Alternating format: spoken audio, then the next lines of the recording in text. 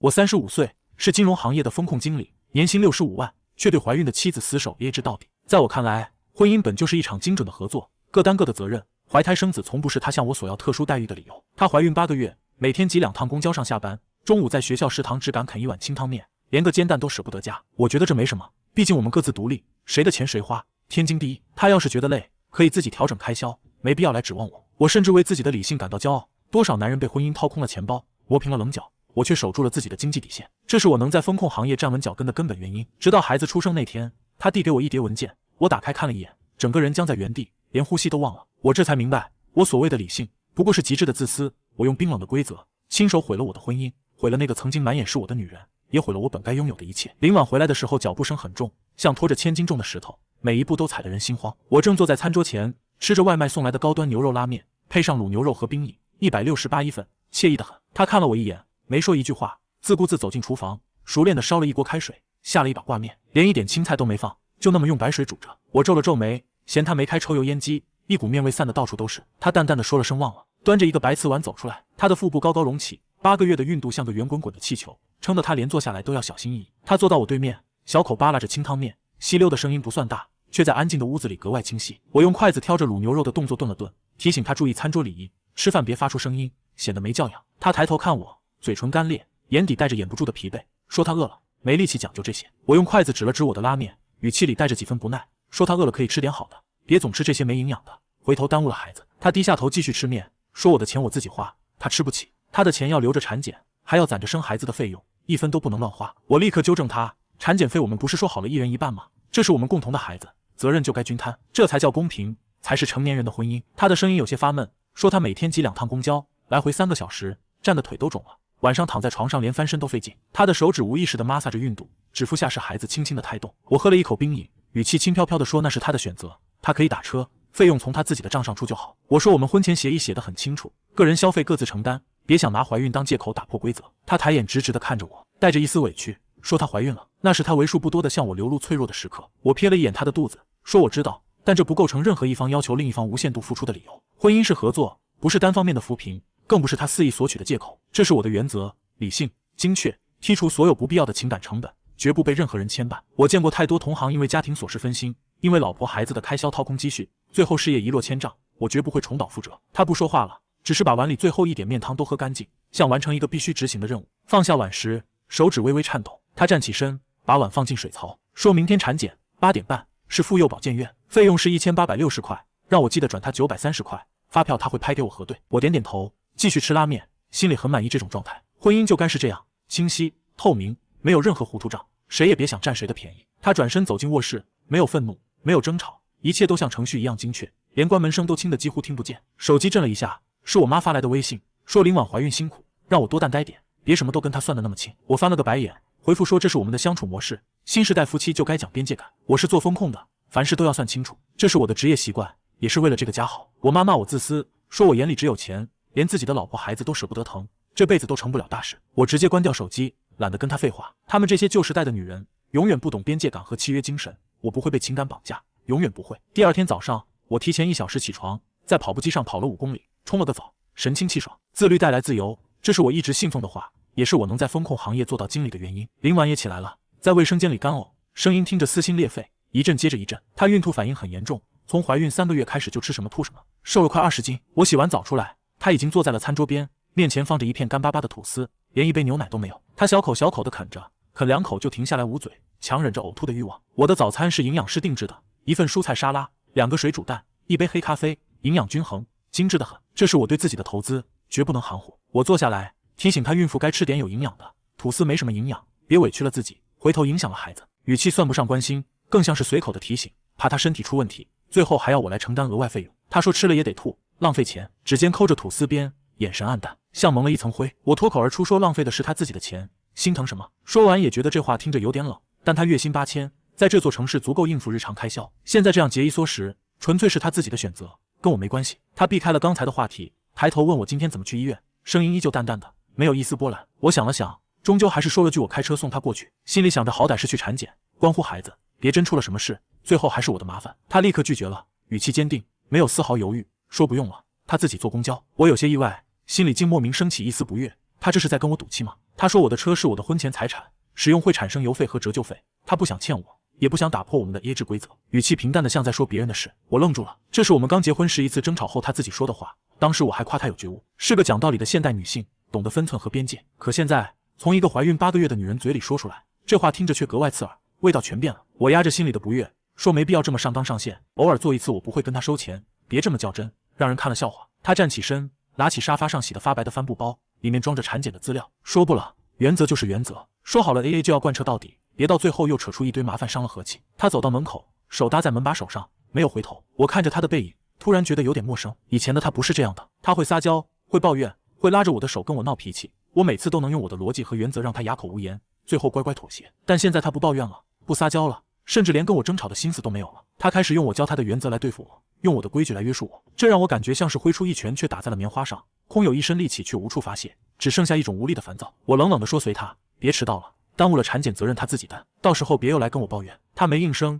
轻轻推开门走了出去，关门声轻的像一片羽毛落在地上，没有一丝留恋。我吃完早餐，开车去公司，一路畅通无阻，可心情却怎么也好不起来。我反复回想他刚才说的话，原则就是原则，这不是我一直强调的吗？他做到了，我应该高兴才对，为什么会这么烦躁？一定是他那种平静的态度，那是一种无声的抗议，是在跟我较劲，想让我先低头，我才不会上当。我嗤笑一声，抗议又有什么用？规则已经建立，他只能遵守，翻不出什么浪花。8点35分，我正在开早会，手机震了一下，是林婉发来的微信，一张医院缴费窗口的照片，下面跟着一行字，说他到了，缴费单拍给我了，让我把钱转过来。我点开微信转账，输入930，点击支付，一气呵成，甚至连1秒的犹豫都没有。很好，一切都在轨道上，没有丝毫偏差，这才是我想要的婚姻状态。我在会上做报告，分析着上个月的风控数据，头头是道，逻辑清晰，同事们投来佩服的目光。这种掌控一切的感觉让我瞬间忘了早上的不快，舒服极了。婚姻也该像一份风控报告，收入、支出、风险点一目了然，每一笔账都算得明明白白，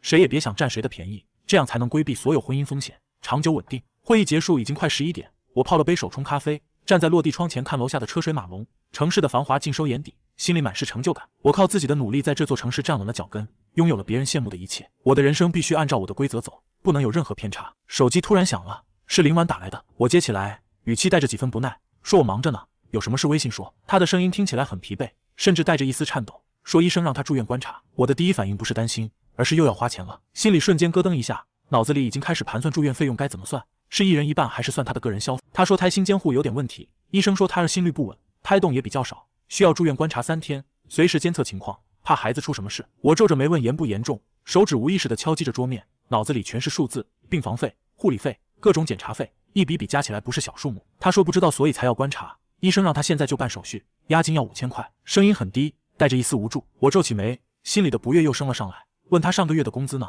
？8000块加上之前团的钱，怎么会连5000块都没有？他低声解释说还了房贷，他每个月要承担1半的房贷，还有上个月的产检费、营养费，平时的吃饭坐车，剩下的钱本来就不多。前阵子他妈生日，他给买了个礼物花了一点，现在卡里只有1000多，真的不够交押金了。声音里带着一丝委屈，又是他妈，又是这些琐事。我早就跟他说过，结婚了就要以自己的小家庭为主，少管娘家的闲事，他偏不听。现在好了，没钱了就来跟我说，想让我兜底。我的语气瞬间冷了下来，没有一丝温度，说那是他的事，我们说好的，各自的人情往来，各自的家庭开销都要自己负责。他给他妈买礼物是他的事，跟我没关系，我没义务替他承担这个后果。他的声音带着一丝哀求，说他现在没钱交押金，孩子还在他肚子里，这也是我的孩子。这是他第一次在我面前流露出这样的情绪，卑微又无助。我打开手机银行，心里的火气蹭蹭往上冒，说我先转给他，算他借的，回头从他下个月工资里还我，1分都不能少，还有利息，按银行同期的贷款利率算。他在那头问要写借条吗？声音很轻，轻得像一阵风，却像一根针狠狠扎在了我的心上，让我心里莫名的一疼。我的火气瞬间爆发，对着电话吼道，问他有必要用这种方式跟我说话吗？不就是5000块吗？我借他就是了，用得着这样阴阳怪气跟我赌气吗？他的声音依旧平静，甚至带着一丝嘲讽，说他只是在遵守我的规则。他说我不是一直说亲兄弟明算账，就算是夫妻也要算得清清楚楚，1分1毫都不能差吗？他只是按我的规矩来而已，问我是不是现在觉得不舒服了。又是这句话，又是我的规则。我的拳头攥紧，心里的火气无处发泄，说好很好，5000块转给他，利息1分都不会少。我不想再跟他废话，直接挂了电话，把钱转过去后狠狠把手机扔在桌上，胸口堵得慌喘不过气。我做错了什么？我只是在坚持原则，只是不想像我爸一样被亲戚朋友的借钱拖垮，最后落得一无所有。我爸当年就是因为心软，给亲戚借了10几万，最后要不回来，家里吵了好几年，日子过得一地鸡毛。我从小就发誓绝不能重蹈他的覆辙，无论是亲情还是婚姻，都要算清楚。一个助理敲门进来，小心翼翼地说下午跟合作方的会，资料已经准备好了，放在我桌上了。对方老总已经到了，我挥挥手让他出去。只有工作能让我平静下来，只有在工作里我才能找到那种掌控一切的感觉，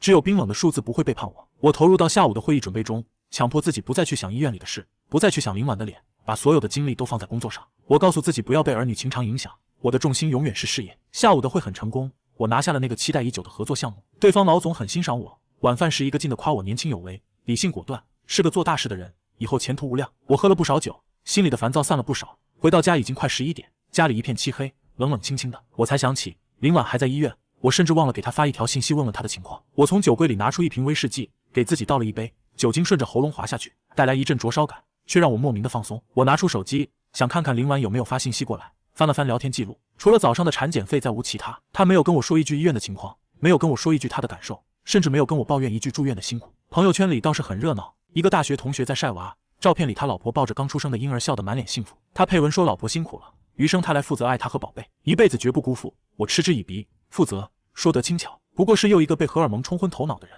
等激情褪去，剩下的就是柴米油盐的一地鸡毛。到那时他就知道自己今天说的话有多可笑，就知道算清楚账有多重要。我才是清醒的那个，永远不会被感情冲昏头脑，永远不会为了所谓的爱放弃自己的原则。我给自己又倒了一杯，手机屏幕突然亮起，是一条银行的消费短信提醒。我的家庭副卡消费了368元，是在一家母婴用品店。我给他的副卡额度只有1000，专门用来买家里共用的日用品，比如洗衣液、卫生纸。他现在在医院，买什么母婴用品？我立刻打电话过去，电话响了很久才被接通，背景音很嘈杂，还有护士的说话声。他的声音很小，好像躲在什么地方不敢大声说话。我开门见山，语气里带着质问，问他买什么了？花了368，用我的副卡，这是单方面违约，根本没把我们的约定放在眼里。他的声音带着一丝小心翼翼，说是一个产妇护理包，医院里的护理包太贵了，要800多。他看这家的性价比高就买了，里面有产妇用的卫生巾、收腹带，还有孩子的尿不湿，都是必需品。我瞬间火了，声音提高了8度，对着电话吼道，产妇护理包不是说好了，孩子和坐月子的东西都要1人1半吗？为什么用我的副卡？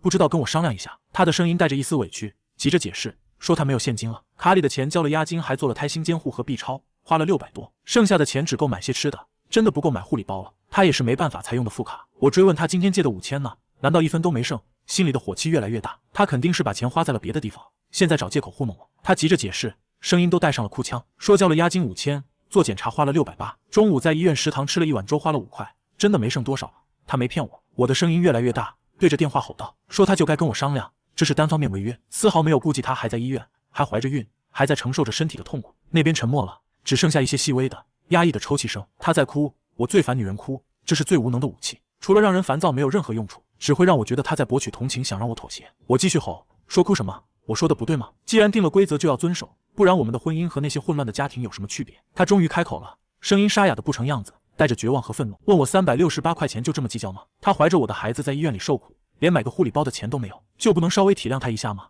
问我的原则就比我的老婆孩子还重要吗？我也吼了回去，红了眼，说这不是钱的问题，是原则问题，原则不能破，破了一次就有无数次，到时候这个家就乱了，我的人生也会被打乱，我绝不能让这种事情发生。电话那头死一般的寂静，连抽泣声都停了。过了很久，我听到他一字一句地说，声音冷得像冰，像寒冬里的湖水，没有一丝温度。他说好，他知道了，这个护理包的钱他会还我，184块1分都不会少，明天就转给我。说完他直接挂了电话，手机屏幕瞬间黑了下去。我看着黑掉的屏幕，心里的烦躁不仅没有消退，反而更加汹涌。他凭什么挂我电话？他做错了事还有理了。等他从医院出来，我一定要好好跟他谈谈，让他明白谁才是这个家的主导者，谁才是制定规则的人。第二天我是在一阵急促的电话铃声中醒来的，宿醉让我头痛欲裂，连眼睛都睁不开，脑子里像有无数只蜜蜂在嗡嗡作响。来电显示是林婉妈妈，我皱着眉接通，语气冷淡，没有一丝客气。丈母娘的声音很焦急，一连串的问题砸过来，问林婉怎么样了，听她说住院了，胎心不好，严不严重，问我有没有好好照顾她，怎么能让她一个人在医院，带着浓浓的指责。我敷衍道是小问题，医生说观察3天就好，没什么大事，不用太担心。心里还记着昨天的事，没什么好语气，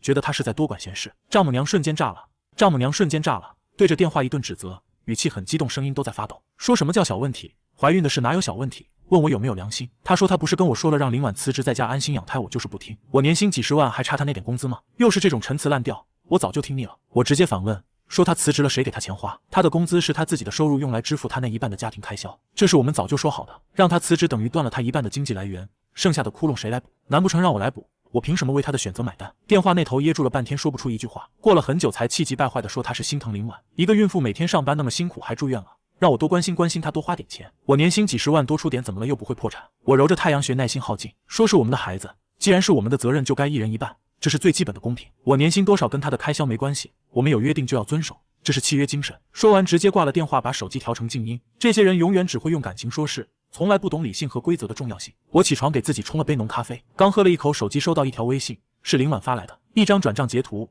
，184块，下面附言写着产妇护理包的一半费用已结清，请注意查收。很好，他果然是个讲道理的人，说还就还一点都不含糊。我的心情莫名好了一点，至少规则还在正常运转，他还在遵守我们的约定，没有越界。我喝完咖啡开车去公司，一整天都埋首于工作中，处理各种风控数据，分析市场走向。这些冰冷的数字比人心简单多了，是就是不是就不是，1+1永远等于2，不会有任何偏差，也不会让我烦躁，更不会背叛我。傍晚我开车回家，路过那家母婴用品店，鬼使神差的我停了车走了进去，心里竟莫名想看看368元的产妇护理包到底是什么样的，能让他不惜违约也要用我的副卡买。一个热情的导购迎上来，问我是不是给太太买母婴用品，宝宝几个月了，看我面生是不是第一次来店里。我打断他，语气平淡没有一丝温度，说8个月找368块的产妇护理包。导购愣了一下，脸上的笑容有些僵硬，愣了几秒才反应过来，把我带到一个角落的货架，指着一个包装最简单的蓝色袋子，说就是这个，性价比很高，卖的也挺好，很多宝妈都买这个。我拿起来看了看，袋子很薄，里面的东西少得可怜，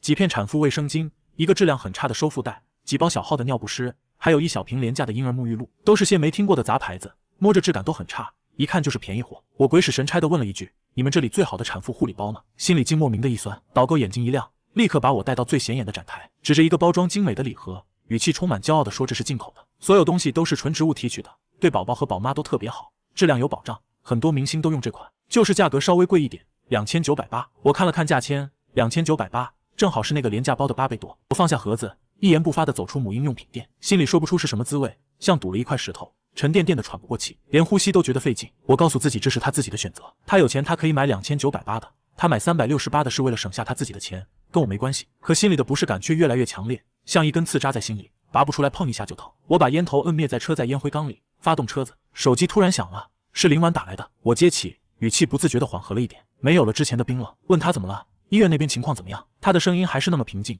听不出情绪，好像昨天的争吵从未发生过。他说明天可以出院了，医生说胎心稳定了，胎动也正常了，没什么大事了，让他回家好好休息，注意营养，别太累了。我应了一声说知道了，明天我去接他。心里竟莫名的松了一口气，还好孩子没什么事。他停顿了一下，好像在斟酌措辞，说医生说他有点营养不良，因为孕吐吃的太少，让他多吃点好的，再买点孕妇专用的营养素补补身体，不然对孩子不好，会影响孩子的发育。我继续应着，心里却在盘算这营养素的钱该怎么算，是算他的个人消费，还是算孩子的开销，一人一半。他的声音很轻，像蚊子哼一样，说那个营养素他看了一下是进口的，专门针对孕期营养不良的，1个月要1000块左右。然后问这个算是孩子的开销吗？如果算的话，他转我500块。他终于问到了点子上，我嘴角勾起一抹冷笑，果然还是为了钱，还是想让我承担一半的费用，想占我的便宜。我早就料到了。我语气平淡却字字清晰，像在宣读风控报告，没有一丝感情。我说营养是他自己的身体需要，孩子只是从他身体里吸收养分，说白了这是为了他自己的身体，不是为了孩子，所以这笔钱应该算他个人的消费，跟我没关系，他自己承担。电话那头长久的沉默，我甚至能听到他浅浅的呼吸声，透过电话传过来，轻轻的，却像重锤一样一下下敲在我的心上，敲得我生疼。我知道我的话很残忍，很不近人情，但这就是事实，逻辑上无懈可击。我只是在遵守我们的约定，在坚持我的原则，我没有错。很久他才说了3个字，我知道了。没有愤怒，没有抱怨，甚至没有一丝波澜，然后就挂了电话，没有一丝留恋。又是这样，不争辩，不吵闹，只是默默接受，好像我所说的一切都是理所当然的，都是天经地义的。这让我感觉自己像个恶人，一个不近人情的混蛋。可我又告诉自己我没错，我捍卫的是原则，是婚姻的神圣契约，不容许任何一方的侵占和伤害。我只是在保护自己，保护自己的人生不被打乱。第二天是周末，我难得休息，不用去公司。中午我开车去医院接他出院。办出院手续的时候，我拿着账单仔细核对了每一笔开销，精确到小数点后2位，一丝一毫都不肯放过，像做风控报告一样认真细致。住院费、检查费、药费，凡是和胎儿直接相关的我都用红笔画了出来，累加起来然后除以2，这是他该承担的，也是我该承担的，一分都不能差。至于他的餐费、床位费、护理费，这些都是为了他自己，跟孩子没关系，自然该他自己承担，我一分都不会出。我把账单递给他，指着上面的数字一字一句地说，这些是他个人的费用，一共2320，让他自己结了，剩下的是孩子的，一共3180，我们一人一半是1590。我之前借他5000，扣掉这些他还欠我1090，记得转我，还有利息一共23.5块一起转过来。他接过账单看都没看，只是淡淡地点点头说知道了，回去就转给我。我补充道，故意逗他，想看到他生气的样子，说利息我算的是3天的按银行同期贷款利率，一分都没多，要让他放心。我故作大方地挥挥手，心里竟莫名想看到他生气，想看到他跟我闹，哪怕是吵架也好。总比这样冷冰冰的像个陌生人一样好。可他只是默默地收拾着自己的东西，一个小小的帆布包就是他住院的全部行李，里面除了产检资料什么都没有，连一件换洗衣服都没带。看得出来他走得很匆忙。回家的路上我们一言不发，车里的气氛压抑得让人喘不过气，连空调的冷风都带着一丝寒意，冻得人骨头缝里都疼。我打开音响放起了古典乐，想缓和一下气氛，可没用，车里的沉默像一张网把我们两个人裹在里面，透不过气，连呼吸都觉得困难。回到家他第一件事就是走进卧室，再出来时手里拿着一个白色的信封，他把信封递给我，说里面是1113块5，让我点一下，1分都没少。我接过来打开，里面有1000块的现金，还有113块5的零钱，叠得整整齐齐，平平整整，没有一丝褶皱，看得出来他是特意准备的。我突然想起他说过他卡里只有1000多，交了各种费用应该早就没钱了，怎么会有这么多现金？我问他哪来的，他轻声说是管他妈借的，眼神依旧平淡，没有丝毫不好意思，也没有丝毫委屈，好像这只是一件微不足道的小事。我心里又是一阵无名火，又是他妈，他宁可去跟丈母娘借钱，也不肯对我服软，不肯跟我说一句好话，不肯让我少要这1000多块。他这是在跟我较劲，在跟我赌气，想让我觉得愧疚，想让我低头。我压着心里的火气质问道，问他这是什么意思。他看着我，眼神直直的，像在看一个陌生人，一个无关紧要的路人，说没什么意思，他只是不想欠我钱，我们说好的算清楚就该算得明明白白，一分一毫都不能差，这是我教他的，问我忘了吗？我终于忍不住吼了出来，心里的火气彻底爆发，胸口剧烈起伏，说我们是夫妻，夫妻之间至于为了1000多块去跟他妈借钱吗？他就不能跟我说一句软话，就不能稍微低头一下吗？他用我的话堵我，眼神里没有一丝波澜，说夫妻就该明算账，这是我教他的，问我忘了吗？我说过婚姻里只有算得清才能活得好，才能规避所有风险，他只是按我的话做而已。我死死地盯着他，他的脸很苍白，没什么血色，嘴唇干裂，一看就是在医院没休息好，没吃好，可他的眼神却异常平静，像一潭深不见底的湖水，看不到一丝波澜，也看不到一丝温度，更看不到一丝爱。我忽然觉得我好像从来没有真正认识过他，眼前的这个女人陌生的让我害怕，她不再是那个曾经满眼是我，会对我撒娇，会对我笑得凌婉了，她被我亲手变成了一个冰冷的，只知道讲规则算清楚的陌生人。我把钱收进口袋，语气冰冷，说好很好，希望他一直能这么有骨气，然后转身走进书房，狠狠摔上了门，门发出一声巨响，震得墙壁都嗡嗡作响。那天下午他一直在房间里没出来，我叫他吃饭他说不饿，我也没再管他，自己点了外卖吃了一顿，心里的火气却始终没消。我觉得林婉越来越过分了，越来越不把我放在眼里了。到了晚上，我听到他在房间里打电话，声音压得很低，好像怕被我听到。我走到门口想听清楚一点，只隐约听到几个词，证据链、律师，都记下来了，谢谢李律师。律师，我心里咯噔一下，他找律师干什么？难道他想离婚？这个念头一闪而过，又被我立刻否定了。不可能，他现在怀着孕，没有工作，手里没什么钱，拿什么跟我离婚？净身出户吗？他没那么傻，他肯定是在跟我赌气，想找律师吓唬我，让我先低头，我才不会上当。一定是我想多了，可能是帮他哪个朋友咨询离婚的事吧，我这样安慰自己，可心里的不安却越来越强烈，像潮水一样将我淹没，让我喘不过气。晚上睡觉时，我躺在他身边，能清晰地感觉到他身体的僵硬，我们之间像隔了一道无形的墙，一道厚厚的冰冷的墙，推不开也跨不过，哪怕近在咫尺，却远在天涯。我翻了个身背对着他，心里想着等孩子生下来就好了。女人嘛，怀孕的时候情绪都不稳定，爱胡思乱想，等孩子生下来，她当了妈妈，心思就会放在孩子身上，一切都会回到正轨，我们的婚姻也会回到我制定的规则里。我这样想着沉沉睡去，半夜却被一阵轻微的响动惊醒，睁开眼看到林婉正坐在床边，借着窗外的月光，手里拿着手机，屏幕的光照亮了她的脸，她在看一张照片，是我们刚结婚时的合影。照片上她笑得很甜，眼睛弯成了月牙，紧紧地依偎在我怀里，我也搂着她，脸上带着笑容。那时候的我们看起来那么幸福，那么恩爱，眼里只有彼此。我看到一滴眼泪从她眼角滑落，无声地滴在手机屏幕上，晕开一小片水渍，在月光下格外刺眼，像一根针狠狠扎在我的心上。我的心莫名的被刺痛了一下，像被一根细细的针轻轻扎了一下，不疼却麻酥酥的，带着一丝异样的感觉。那是一种我从未有过的情绪，慌乱、不安，还有一丝不易察觉的愧疚。那一瞬间的刺痛让我有些恍惚，有些不知所措，可我很快就恢复了理智，告诉自己情绪是无用的东西，只会影响判断，只会让我变得不冷静。我不能被情绪左右，我是做风控的，必须时刻保持理性，不能有任何情感波动。我闭上眼，假装自己还在熟睡，一动不动，可耳朵却竖起来听着他的动静，心里的不安却越来越强烈。他看了一会儿照片，便放下手机，重新躺下。我知道他没睡着，背对着我，身体依旧紧绷着，像一张拉满的弓，丝毫没有放松。我们两个就像两个睡在同一张床上的陌生人，各自怀着心事彼此梳理。第二天是周一，我照常早起跑步，吃我的营养早餐。林婉也起来了，给自己煮了一碗白粥，没有任何配菜，就那么坐在餐桌前，小口小口的喝着，喝得很慢，好像没什么胃口。我皱眉看着他碗里的白粥，心里竟莫名升起一丝不忍。这是我第一次对他产生这样的情绪。我说医生不是让他加强营养吗？怎么还吃这个？让他买点肉，买点菜补补身体。他淡淡的说没胃口，吃不下别的，吃什么都想吐，只能喝点白粥，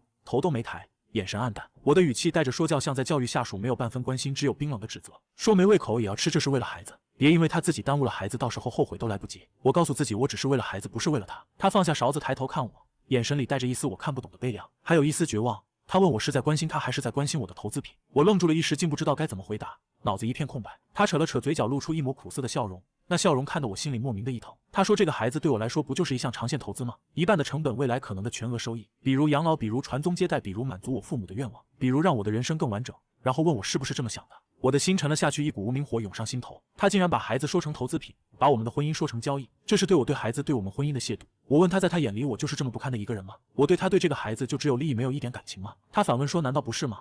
眼神直直地看着我，像在看一个陌生人。他说我计算我们之间的一切精确到每一分钱，把婚姻当成一场交易，把孩子当成一个项目，我所有的付出都要求有对等的回报，甚至连一丝一毫的亏都不肯吃。我从来没有关心过他累不累苦不苦，有没有受委屈，我只关心钱，只关心规则，只关心利益。然后问我告诉他我爱过他吗？我爱过这个孩子吗？他问出这句话时，眼睛死死地盯着我，里面带着一丝期待，一丝绝望，还有一丝不甘。那眼神像一把刀，狠狠扎在我的心上，让我喘不过气。我张了张嘴，却一个字都说不出来。爱这个词太奢侈，也太虚无。我从来不信这些东西，我信奉的是价值交换，是等价有偿，这是我在社会上立足的根本，也是我经营婚姻的原则。我为他提供优越的物质基础，稳定的婚姻关系，让他有一个家；他为我提供情绪价值，照顾我的生活以及生育后代，延续江家的香火。这难道不是一种公平的交换吗？这难道不是婚姻的本质吗？为什么到了他这里就变成了我不爱他，变成了我只看重利益？他笑了，眼泪却顺着脸颊流了下来，一滴一滴落在餐桌上，像碎了的水晶，那么晶莹又那么冰冷。他说我看我说不出来，因为在我心里根本没有爱，只有成本和收益。我从来没有爱过他，我爱的只是我自己，只是我的原则，只是我的钱，只是我那所谓的风控规则。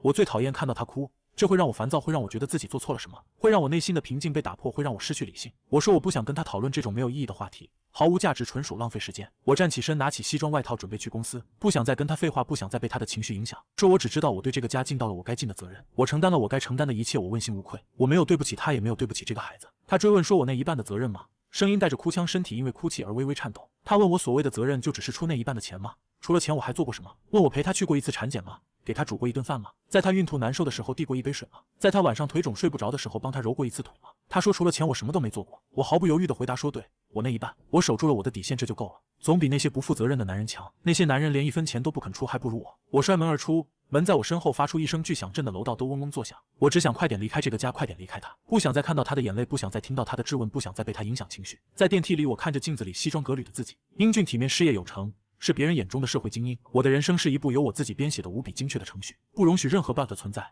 林婉就是那个企图制造 bug 的人，我不能让他得逞，我必须守住我的规则，守住我的底线。到了公司，我妈又打来电话，语气中带着一丝期待，还有一丝小心翼翼。她说跟我说个事，她下个月就退休了，终于不用上班了，熬出头了。我敷衍道恭喜，退休了好好休息，出去旅旅游散散心，心里还记着早上的事，没什么好语气，只想快点挂了电话。妈说她跟我爸商量了，等她退了就过来帮我照顾林婉。她说林婉怀孕这么辛苦，身边没人照顾怎么行？她去给她做饭、洗洗衣服，照顾她，我也能安心工作，不用分心。语气充满期待，好像已经开始憧憬过去后的生活。她是退休会计，一辈子都精打细算，跟我一样喜欢算清楚账。我眉头立刻拧成一团，想都没想就拒绝，说不用麻烦她，林婉自己能照顾自己，我们两个人过得挺好的，不用外人插手，免得添乱。我妈瞬间不乐意了，声音提高了8度，说什么叫外人？她是婆婆，是孩子的奶奶，怎么能是外人？她说林婉一个人怀着孕，身边没人怎么行？我又不会照顾人，连自己的饭都不会做，她要是有个3长2短怎么办？问我对得起江家的列祖列宗吗？我硬着头皮说她不是一个人，她有我，心里却没底。我知道我根本照顾不好她，我甚至连关心她都不会。我妈对我的德行一清二楚，直接戳穿我，说有我算了吧，我连自己的饭都不会做还照顾她。我心里只有工作，只有钱，只有规则。她说她不管，下个月一定要过去，她要照顾她的大孙子，谁也拦不住。我抛出最实际的问题，想让她知难而退，这是我一贯的做法，用数字和规则堵住别人的嘴。我问她来了住哪吃喝怎么算，这些她想过吗？家里就一间客房，她来了住客房，可水电煤气食材采购这些都会增加开销，这些成本谁来承担？总不能让我一个人承担吧。妈立刻说她就住客房，吃喝她自己掏钱，不用我们管，语气坚定，为了她的大孙子她愿意付出一切。我冷冷地说她住进来就要消耗家里的水电煤气，就要用家里的厨具，这些都是成本，不能让她掏钱，也不能让我一个人承担。按照我们的规矩，家里多出一个人生活成本就要重新计算，到时候这笔钱是她出还是我出还是林婉出？问她想过吗？别到最后因为钱的事伤了我们之间的感情，伤了婆媳之间的感情，得不偿失。电话那头我妈被我问得哑口无言，半天说不出一句话，过了很久才气急败坏地说，问我是不是疯了，她是我妈，我跟她算这些？问我眼里除了钱还有什么，还有没有一点亲情？说她白养我这么大。我说正因为她是我妈，我才不想我们因为钱的事伤了感情，这是最好的处理方式，保持边界感，对大家都好，这是为了所有人好。说完直接挂了电话，长舒了一口气，总算又解决了一个麻烦，又守住了我的规则。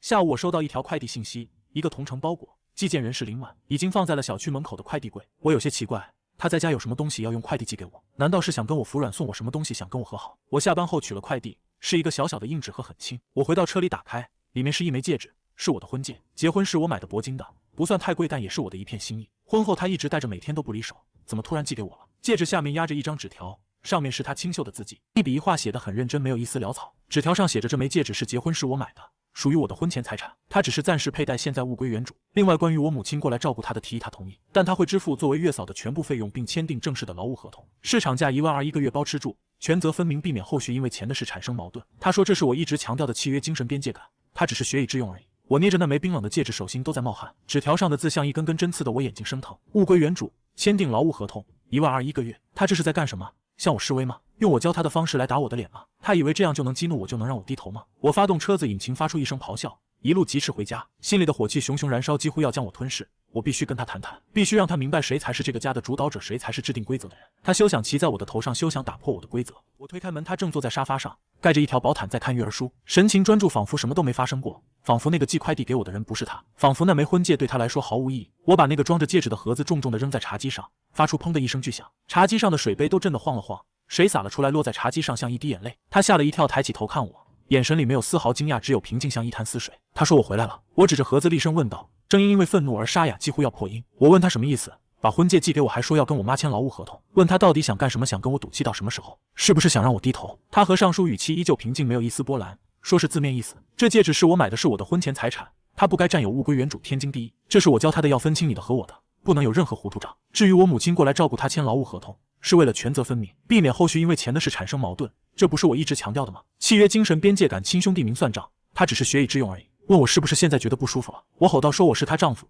胸口剧烈起伏，眼睛红了，像一头被激怒的野兽。我说她是我妻子，就该戴着我的戒指，这是夫妻之间的象征，是爱的证明。问他懂不懂，他把戒指还给我是什么意思？是不是想跟我划清界限？他看着我，眼神里没有任何情绪波动，像在看一个陌生人。他问为什么，说戒指代表忠诚和爱。问我们之间还有这些吗？他问除了冰冷的规则，除了算不完的账，我们之间还有什么？我被他问得哑口无言，张了张嘴，却一个字都说不出来。忠诚、爱，这些东西在我们的婚姻里好像早就消失了。在我一次次跟他算清楚账，一次次对他冰冷的拒绝，一次次强调我的规则时，就已经消失了，只剩下冰冷的数字和规则，只剩下彼此的疏离和冷漠。我强行转移话题，不想被他牵着鼻子走，不想让自己陷入被动，说别跟我扯这些虚的。问他我妈的事又是怎么回事？还劳务合同12000一个月。问他想让我妈来当保姆吗？说她是我的婆婆，是孩子的奶奶，不是她的月嫂，不是她的佣人。他纠正我说是月嫂，语气坚定，没有一丝犹豫。市场价12000一个月，包吃住，他觉得很合理。这样一来，阿姨的付出有回报，他也不用觉得欠她的，权责分明多好，这不是我一直想要的吗？我气得笑了起来，笑得上气不接下气，觉得无比可笑。我说合理，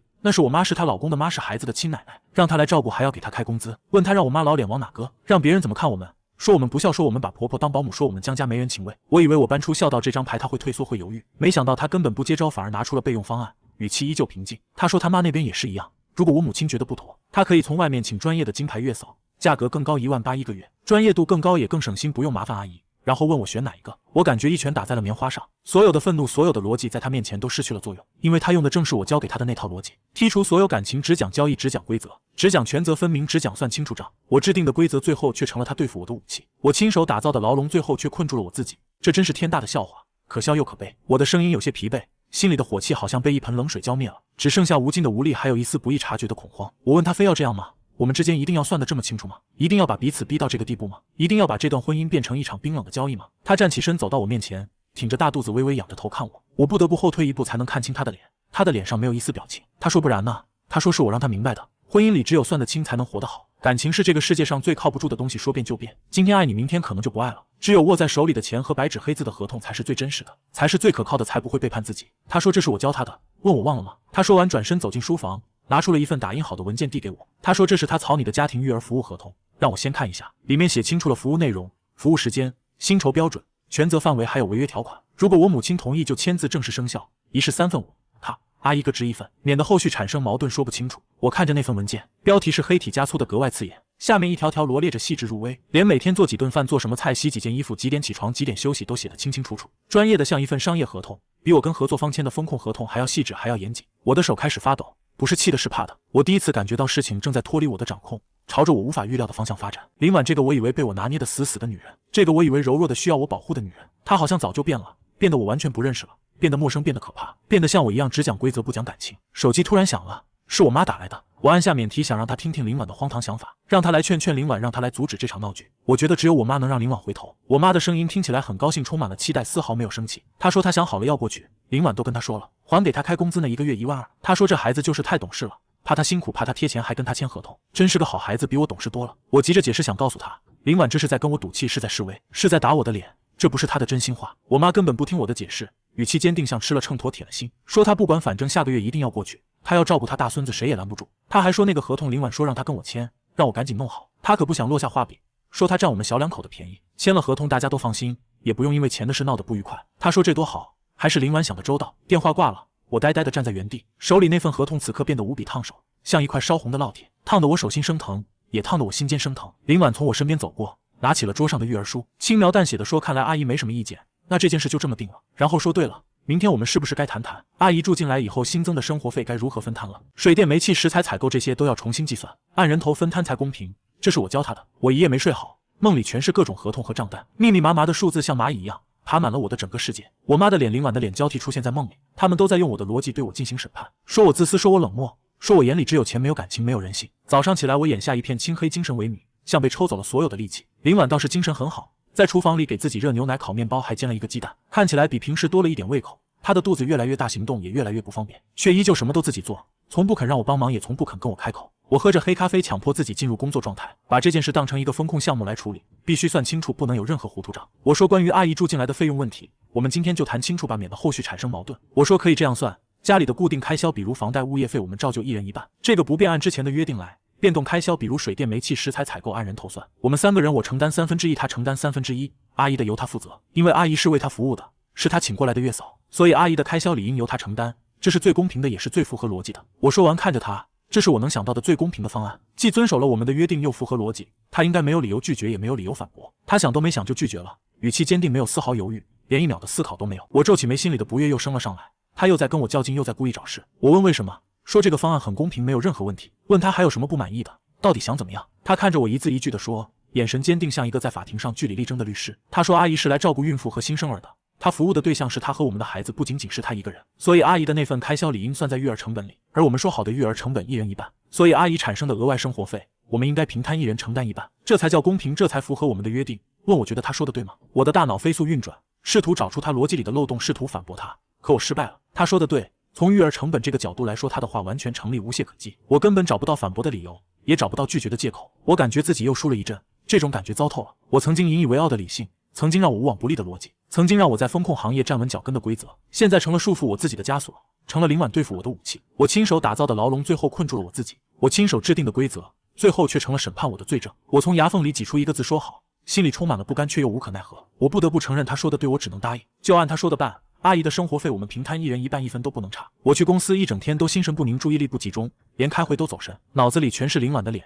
全是那些合同和账单，心里的不安越来越强烈，像潮水一样将我淹没，让我喘不过气。我总觉得有什么不好的事情即将发生，而我却无力阻止，只能眼睁睁地看着，像一个等待审判的犯人。下午部门主管敲门进来，满脸笑容，手里拿着一个大大的红包，还有一个包装精美的礼盒。他说恭喜恭喜，听说嫂子快生了，这是部门同事的一点心意，恭喜我要当爸爸了，祝宝宝健健康康顺顺利利。我愣住了一时，竟没反应过来，心里竟莫名的一暖。长这么大除了家人，很少有人对我这么用心，这么关心我。我在公司里一直都是独来独往，只讲工作不讲感情，没想到同事们会记着我的事，会给我准备礼物和红包。我有些不好意思接过红包和礼盒，心里的冰冷好像被一丝温暖融化了。主管把东西放在我桌上，笑着说，红包是大家凑的份子钱，6666，图个吉利，66大顺，祝宝宝健健康康顺顺利利出生。这个是部门送给未来小宝宝的礼物，一台进口的婴儿监护器，带呼吸监测功能的最新款，特别好用，能时刻监测宝宝的情况。他说嫂子肯定能用得上，怀孕辛苦，有这个东西也能省心一点。我看着那台婴儿监护器，心里的温暖越来越浓。我在网上查过，这东西要8000多块，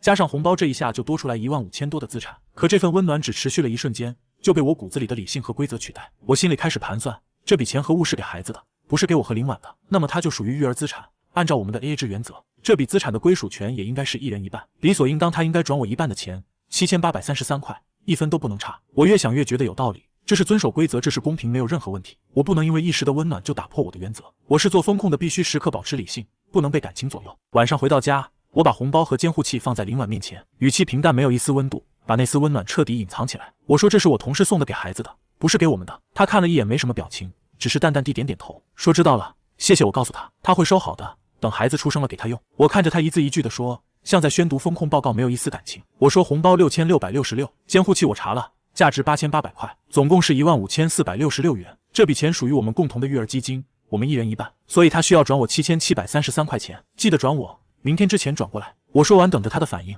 我以为他会愤怒，会骂我不近人情，会哭，会跟我争吵，会觉得我不可理喻。可他没有，他只是静静地看着我，看了很久，眼神里没有愤怒，没有失望，只有一丝淡淡的怜悯，好像在看一只可怜虫，一个被规则和数字逼疯的可怜虫。然后他点了点头，说了一个字：好。他拿出手机，打开一个记账 app， 我凑过去看，屏幕上密密麻麻的条目，全是我们婚后的各种开销，一笔一笔记得清清楚楚，日期、项目、金额、支付方，以及我该承担的50%，大到房贷，小到一包盐一瓶酱油，甚至是一根针都记得明明白白，密密麻麻整整几十页，一笔都没有落下，没有一丝差错。借款林母住院押金3000元，支出产妇护理包个人承担部分184元，负债江浙住院费 A 部分1113块5，支出孕妇钙片个人消费128元。他手指滑动在最下面新建了一条，输入负债预估江浙同事礼金及礼品折现7733元，然后把手机屏幕转向我，眼神平静，没有一丝波澜，问我是这样记吗？有没有错？要不要核对一下？那一瞬间我感觉一股寒气从脚底升起，瞬间传遍全身，冻得我浑身发抖，牙齿打颤。他不是在跟我赌气，不是在跟我较劲，他是在记录。他像一个专业的会计，像一个严谨的风控师，记录着我们婚姻里每一笔清清楚楚的债务，每一笔我让他承担的费用，每一笔我跟他算的账，每一笔我对他的冷漠和自私。这些记录像一根根针狠狠扎在我的心上，扎得我生疼，也像一个个耳光狠狠打在我的脸上，打得我体无完肤，让我无地自容。我喉咙发干，声音沙哑，半天说不出一句话，嘴唇哆嗦着问他这是在干什么，问他到底想干什么，为什么要记这些。他收起手机，语气平淡，好像只是做了一件微不足道的小事，一件理所应当的事。他说没什么，只是觉得既然要算就要算得清楚一点，免得到最后变成一笔糊涂账。他问我不是也最讨厌糊涂账吗？说他只是按我的要求来而已，只是在遵守我的规则，我应该高兴才对。那本电子账簿像一根刺深深扎在我心里，拔不出来，碰一下就疼。接下来的日子我过得坐立不安，心神不宁，总觉得有什么事情即将发生，而我却无力阻止，只能眼睁睁地看着，像一个等待审判的犯人，心里的恐慌越来越强烈。林婉的话越来越少，我们之间的交流除了必要的账目核对几乎为零。他每天就是看书、散步、听音乐，安静的像一个影子，一个透明的影子，在这个家里可有可无。然后在他的那个记账 app 上记录着什么，每一笔开销，每一笔债务都记得清清楚楚，分毫不差，没有一丝差错。我偷偷看过几次，他甚至把我妈还没来之前预估的伙食费、水电费都做了详细的预算，并且分摊好了，精确到每一度电、每一方水、每一斤菜、每一两肉，连盐和酱油都算得明明白白，精确到分，比我做的风控报告还要严谨，还要细致。我感到一种前所未有的恐惧。他太冷静了，冷静的不像一个即将临盆的孕妇，冷静的让我害怕。他更像一个在执行精密计划的复仇者，而我就是他的复仇目标。他在默默收集证据，默默准备着，等待着给我致命一击的那一刻。时间过得很快，转眼就到了预产期前1周，我妈也提前过来了。我开车去车站接她，她带了大包小包的行李，全是给孩子和林婉准备的，土鸡、土鸡蛋、亲手缝的小衣服、小鞋子、小被子，满满一大车都是她精心准备的。看得出来她很期待这个大孙子的出生。我妈一脸兴奋，拉着我的手絮絮叨叨地说，这是她托人从乡下买的土鸡，最补身体了，给林婉炖汤喝补补身子，生个健康的大胖孙子。这是她亲手缝的小衣服，纯棉的软和，孩子穿了舒服，还有小被子、小枕头都是她一针一线缝的，熬了好几个晚上，一点都不敢马虎。我一边开车一边说，语气平淡，没有一丝温度。我说这些东西他花了多少钱，记个账，回头让林婉把钱给他，这是规矩。他请他来是签了合同的，他带东西来也属于工作成本，他理应支付，不能让他吃亏，不能让他贴钱，这是我们的约定，也是他的原则。我问他不是也喜欢算清楚账吗？我妈的笑容僵在脸上，看着我，一脸不敢置信，眼睛里充满了失望和痛心。他问我说什么？让我再说一遍。他给自己孙子买东西，给儿媳妇补身体，还要跟他要钱，问我是不是脑子坏掉了，传出去不要被人笑掉大牙。说江家的脸都被我丢尽了。我叹了口气，把林婉那套逻辑搬了出来，也把我自己的原则搬了出来，说他不懂，这是我们家的规矩，边界感、契约精神，亲兄弟明算账，就算是家人也不能随便占人便宜，不能有任何糊涂账。他带的东西是给孩子和林婉的，属于育儿和他的个人消费，理应由他支付，这是公平的，也是合理的。我妈听得一愣一愣的，最后气得别过脸去看着窗外，一个劲的摇头，嘴里念叨着造孽啊，真是造孽啊！他怎么养出我这么个冷血的儿子？眼里只有钱，没有一点感情，没有一点人性。我爸要是知道了，非打死我不可。回到家，林婉已经把客房收拾得干干净净，铺好了新的床单被罩，还给我妈准备了全新的洗漱用品，一应俱全。看得出来用了心，却也透着一股子生分的客气，没有一丝家人的温暖，像对待一个陌生的客人，一个即将入职的月嫂。我妈看到林婉脸上的怒气瞬间消了大半，拉着她的手嘘寒问暖，一脸心疼。林婉辛苦了，看这肚子快生了吧，我给你带了土鸡，晚上就给你炖汤喝补补身子，多吃点才能有力气生孩子，才能生个健康的大胖孙子。林婉也很客气，一口一个阿姨，语气疏离却礼貌，完全是雇主对月嫂的态度，没有一丝婆媳之间的亲近。麻烦阿姨了，回头我把土鸡的钱转给您，还有这些东西的费用您都记一下，月底一起结算，这是咱们之前说好的，工作期间的开销都要算清楚，一分一毫都不能差，不能让您吃亏。我妈的手僵在半空中，脸上的笑容彻底消失了，愣了半天才勉强挤出一句不用不用，转身走进了客房。关上门的瞬间，我看到她偷偷抹了把眼睛，那抹落寞像根细针轻轻扎在我心上，却被我硬生生压了下去。晚上吃饭，我妈炖了那只土鸡，香气四溢，满屋子都是鸡汤的鲜味。他给林婉盛了一大碗，堆了满满的鸡肉和红枣，快喝点汤补补身子，对孩子好。这鸡是乡下散养的，营养的很。林婉放下筷子，拿出一个小本子和一支笔，抬头看着我妈，语气依旧客气却疏离。阿姨，这只土鸡买来多少钱？还有今天的菜也记一下，月底一起结算。这是咱们之前说好的，工作期间的开销都要算清楚，不能乱了规矩。饭桌上的气氛瞬间降到了冰点，连空气都仿佛凝固了。我妈的筷子停在半空中，眼圈瞬间红了，看着林婉又看看我，嘴唇哆嗦了半天，一个字也说不出来。最后她放下碗筷，说了一句她吃饱了，站起身，失魂落魄地走回了客房。关门的声音很轻，却像一块石头重重砸在我心上。我压着火气低声呵斥她，说她太过分了，那是我妈，她是真心实意想对她好，何必这么上纲上线，连一点人情味都没有。她喝了一口鸡汤，语气平淡，没有丝毫波澜。她知道，但她现在也是她雇佣的月嫂，工作期间只谈工作不谈感情，这是最职业的做法，不是吗？她说这也是我一直教她的，公私分明，别把感情掺杂在利益里，别让糊涂账毁了一切，你忘了吗？我看着她张了张嘴，却一个字都说不出来。她说的每一句话都是我曾经挂在嘴边的道理，如今却字字诛心，狠狠打在我的脸上。我引以为傲的原则成了她刺向我的利刃，我亲手画下的边界成了隔绝彼此的围墙。那天晚上我们分房睡了，我睡在书房，翻来覆去睡不着，脑子里全是林婉的话，还有我妈落寞的眼神。我打开手机，翻到我们的结婚照，照片上的她笑靥如花，眼里的光比星星还亮。那时候的我总觉得能娶到她是幸运，可如今我却把那个满眼是我的姑娘逼成了一个只懂讲规则算账目没有温度的陌生人。半夜我被客厅的响动吵醒，走出去一看，我妈正坐在沙发上，借着窗外的月光偷偷的抹眼泪。看到我出来，她赶紧擦了擦眼睛，假装没事。我走过去轻声问她怎么了，心里第一次生出一丝愧疚。没事，她就是觉得这个家冷得不像个家，到处都是规矩，都是账本，一点人情味都没有。她活了大半辈子，从没见过这样的夫妻，这样的家。她问我，摸着良心问问自己，这样做真的对吗？我试图安慰她，说是她想多了，我们只是相处方式不一样，却发现自己的话苍白无力，连我自己都骗不了。我妈看着我，眼神里充满了失望和怜悯。她说不是她想多了，是我真的变了。她问我把林婉变成这样，我后悔吗？看着自己的老婆怀着孕，连一顿舒心饭都吃不上，连一件像样的待产用品都舍不得买，我心里就一点都不心疼吗？她说我做风控算得清所有的数字，算得清所有的风险，可我算不清人心，算不清感情啊，后悔吗？心疼吗？我扪心自问，心里竟一片茫然。我只知道守着自己的规则，守着自己的钱，却忘了家不是风控项目，婚姻不是商业合作，家人更不是需要算计的合作方。又过了几天，林婉的肚子越来越大，行动也越来越不方便，走路都需要扶着墙，每走一步都很吃力，连弯腰系鞋带都做不到。我看在眼里，心里的不安越来越强烈，却始终拉不下面子说一句关心的话，做一件照顾她的事。一天晚上，她洗完澡出来，脚下一滑，重重地摔在了浴室的瓷砖地上，发出一声沉闷的巨响。我听到声音，立刻冲出书房，看到她躺在地上，脸色惨白，手死死地捂着肚子，额头上冒出了密密麻麻的冷汗，脸色白得像纸。我冲过去，心脏瞬间提到了嗓子眼。那一刻，所有的规则，所有的算计，所有的骄傲都消失得无影无踪，只剩下满心的恐慌。她痛苦地呻吟着，声音微弱，说她肚子好痛。我看到有水从她的腿间流了出来，浸湿了她的睡裙，羊水破了。我妈也跑了出来，吓得手足无措，声音都在发抖，手忙脚乱地想去扶她，喊着快叫救护车。我拿出手机正要打120，林婉却突然抓住了我的手，她的手冰凉，力气却很大，指甲几乎掐进了我的肉里，眼神却异常清醒。她喘着气看着我，一字一顿地说，让我别叫救护车，让我自己开车送她去医院。我彻底懵了，都什么时候了，她还在计较这些？我问她为什么，她的呼吸越来越急促，每说一个字都要耗费巨大的力气。她说因为救护车要另外收费，而我的车是婚前财产，按照我们说好的使用我的婚前财产，她应该支付油费和折旧费，这样算得清不欠我。算得清这3个字像3把进了毒的刀子，狠狠扎进我的脑子里，扎得我生疼，也扎醒了浑浑噩噩的我。我看着她惨白的脸，看着她额头上豆大的汗珠，看着她因为疼痛而不停颤抖的身体，心里的某个东西好像瞬间崩塌了。我一直以为自己是理性的，是清醒的，可到头来我才是那个最糊涂最可笑的人。我用冰冷的规则逼走了所有的温暖，最后连自己的老婆孩子都要在生死关头跟我算那点油费和折旧费。我妈已经急哭了，冲过来想摇晃林婉，喊着让她别吓她，都什么时候了还说这种胡话，快叫救护车，别耽误了。我一把拉住我妈，让她别动她。我看着林婉的眼睛，那里面没有愤怒，没有抱怨，只有一种近乎执拗的坚持，那是我教给她的坚持，是我一直引以为傲的原则，此刻却显得如此可笑，如此可悲。她抓着我的手越来越用力，指节泛白，说让我答应她，她不想欠我的一分一毫。我几乎是吼出来的声音嘶哑，眼泪不受控制地流了下来。这是我35年来第一次掉眼泪，不是因为委屈，不是因为愤怒，而是因为深深的悔恨和自责。我说好，我答应她，什么都答应她。我抱起她，她的身体很轻轻的像一片羽毛，却又那么重重的我几乎喘不过气。我能清晰地感觉到她肚子的起伏，能感觉到她身体的颤抖，能感觉到她的恐惧和无助。那一刻我才明白，我所谓的原则，所谓的理性，不过是极致的自私。我守着自己的钱，守着自己的规则，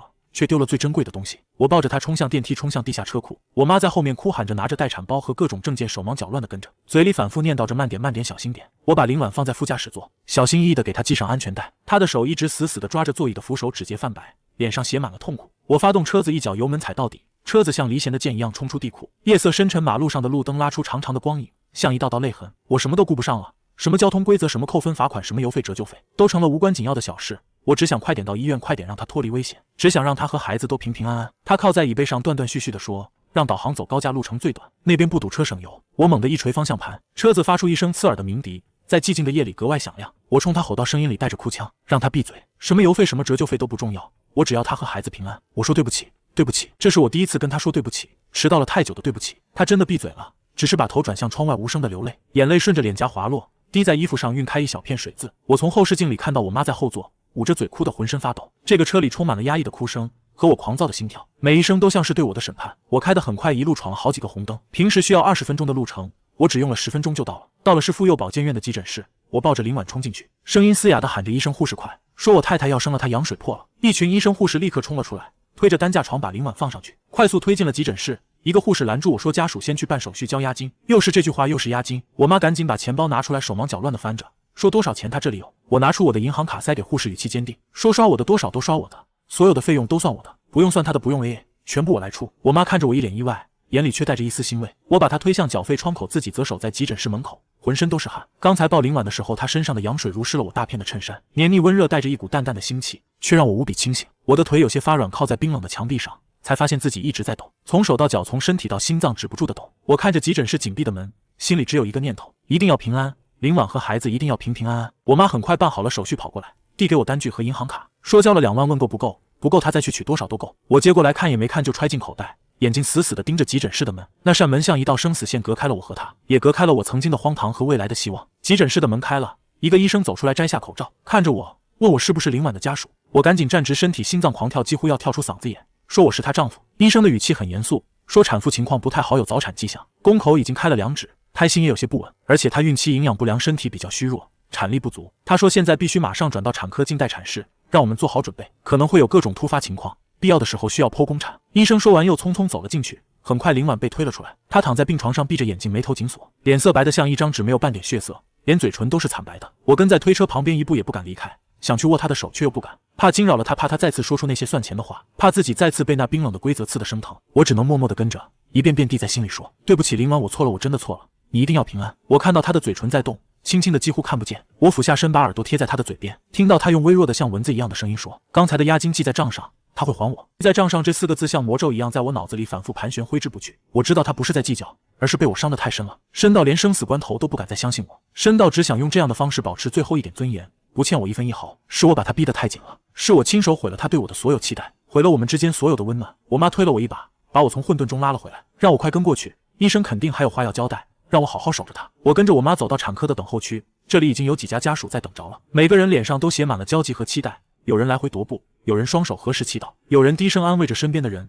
空气中弥漫着紧张又期待的气息。只有我满心的悔恨和恐慌，像一个做错事的孩子，等待着最后的惩罚。一个穿着工装的大叔正攥着他老婆的手，不停地安慰，说老婆别怕，有他在，医生都说了没事，很快就能见到宝宝了，让他再坚持坚持，等他生了他给他买他最爱吃的榴莲，买最大的。他老婆靠在他怀里虚弱地笑了笑，眼里满是依赖和幸福。看着他们，我心里像打翻了5味瓶，酸的苦的涩的一起涌上来。别人的婚姻是彼此依靠，是相互扶持，而我的婚姻却是彼此算计，是冰冷的规则，是算不完的账目。我年薪65万，住着大房子，开着好车子，却连给老婆买一碗热汤，一句关心的话都做不到。我连一个普通的大叔都不如。找了个角落的椅子坐下，感觉浑身脱力，像被抽走了所有的力气。我妈在我身边坐立不安，走来走去，嘴里念念有词，不知道在求哪路神仙保佑林婉和孩子平安。时间一分一秒的过去，每一秒都像一个世纪那么漫长。走廊里的时钟滴答滴答的响着，敲在我的心上，让我愈发焦躁。偶尔有护士匆匆走过，每一次待产室的门打开，我们这些家属都会呼啦一下围上去，急切地问怎么样了，是我的家属吗？然后又在护士的摇头中失望地退回来。我的心也跟着这一起一落，悬在了半空中，久久不能落地。我开始后悔，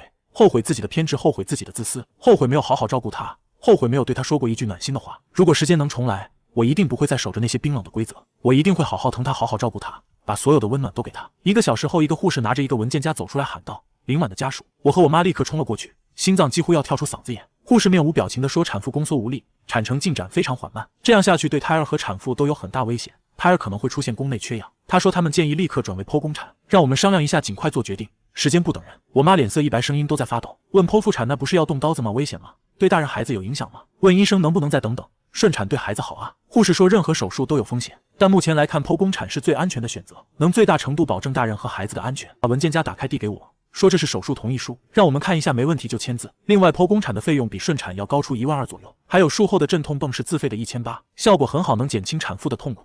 建议我们用上钱，又是钱。在这个生死关头，所有和生命相关的东西最后还是变成了冰冷的数字。可这一次我再也没有了丝毫的算计，再也没有了所谓的 AA 制。在林婉和孩子的生命面前，钱算什么，规则算什么？我曾经引以为傲的一切在这一刻都变得一文不值。我妈想都没想就说用都用最好的，只要能让他们母子平安，花多少钱都行，多少钱都愿意。她拉着我的手让我快签，说那里面是我老婆，是我孩子。护士看向我说我是她丈夫，需要我签字。我接过笔手却抖得厉害，连字都写不出来。剖宫产12000，阵痛泵1800，总共13800。放在以前我一定会在心里盘算这笔钱该怎么算，是不是属于育儿成本，是不是该一人一半。可现在我只想抽自己几个耳光，我怎么能那么糊涂那么自私，竟然在老婆孩子生死关头还想着那些无聊的算计。护士催促到让我快点决定，说产妇还在里面等着，时间不等人，再犹豫就晚了。我妈急得快要哭了，抓着我的手逼着我签字，喊着我的名字让我醒醒，说那里面是我最亲的人，不是我的风控项目，不是我的合作方，让我别再算钱了，别再守着我的破规则了。我刚才在做什么？我竟然没有去计算成本和收益，竟然没有去和林婉商量这笔额外的开支该如何分摊，竟然就这么毫不犹豫地签了字，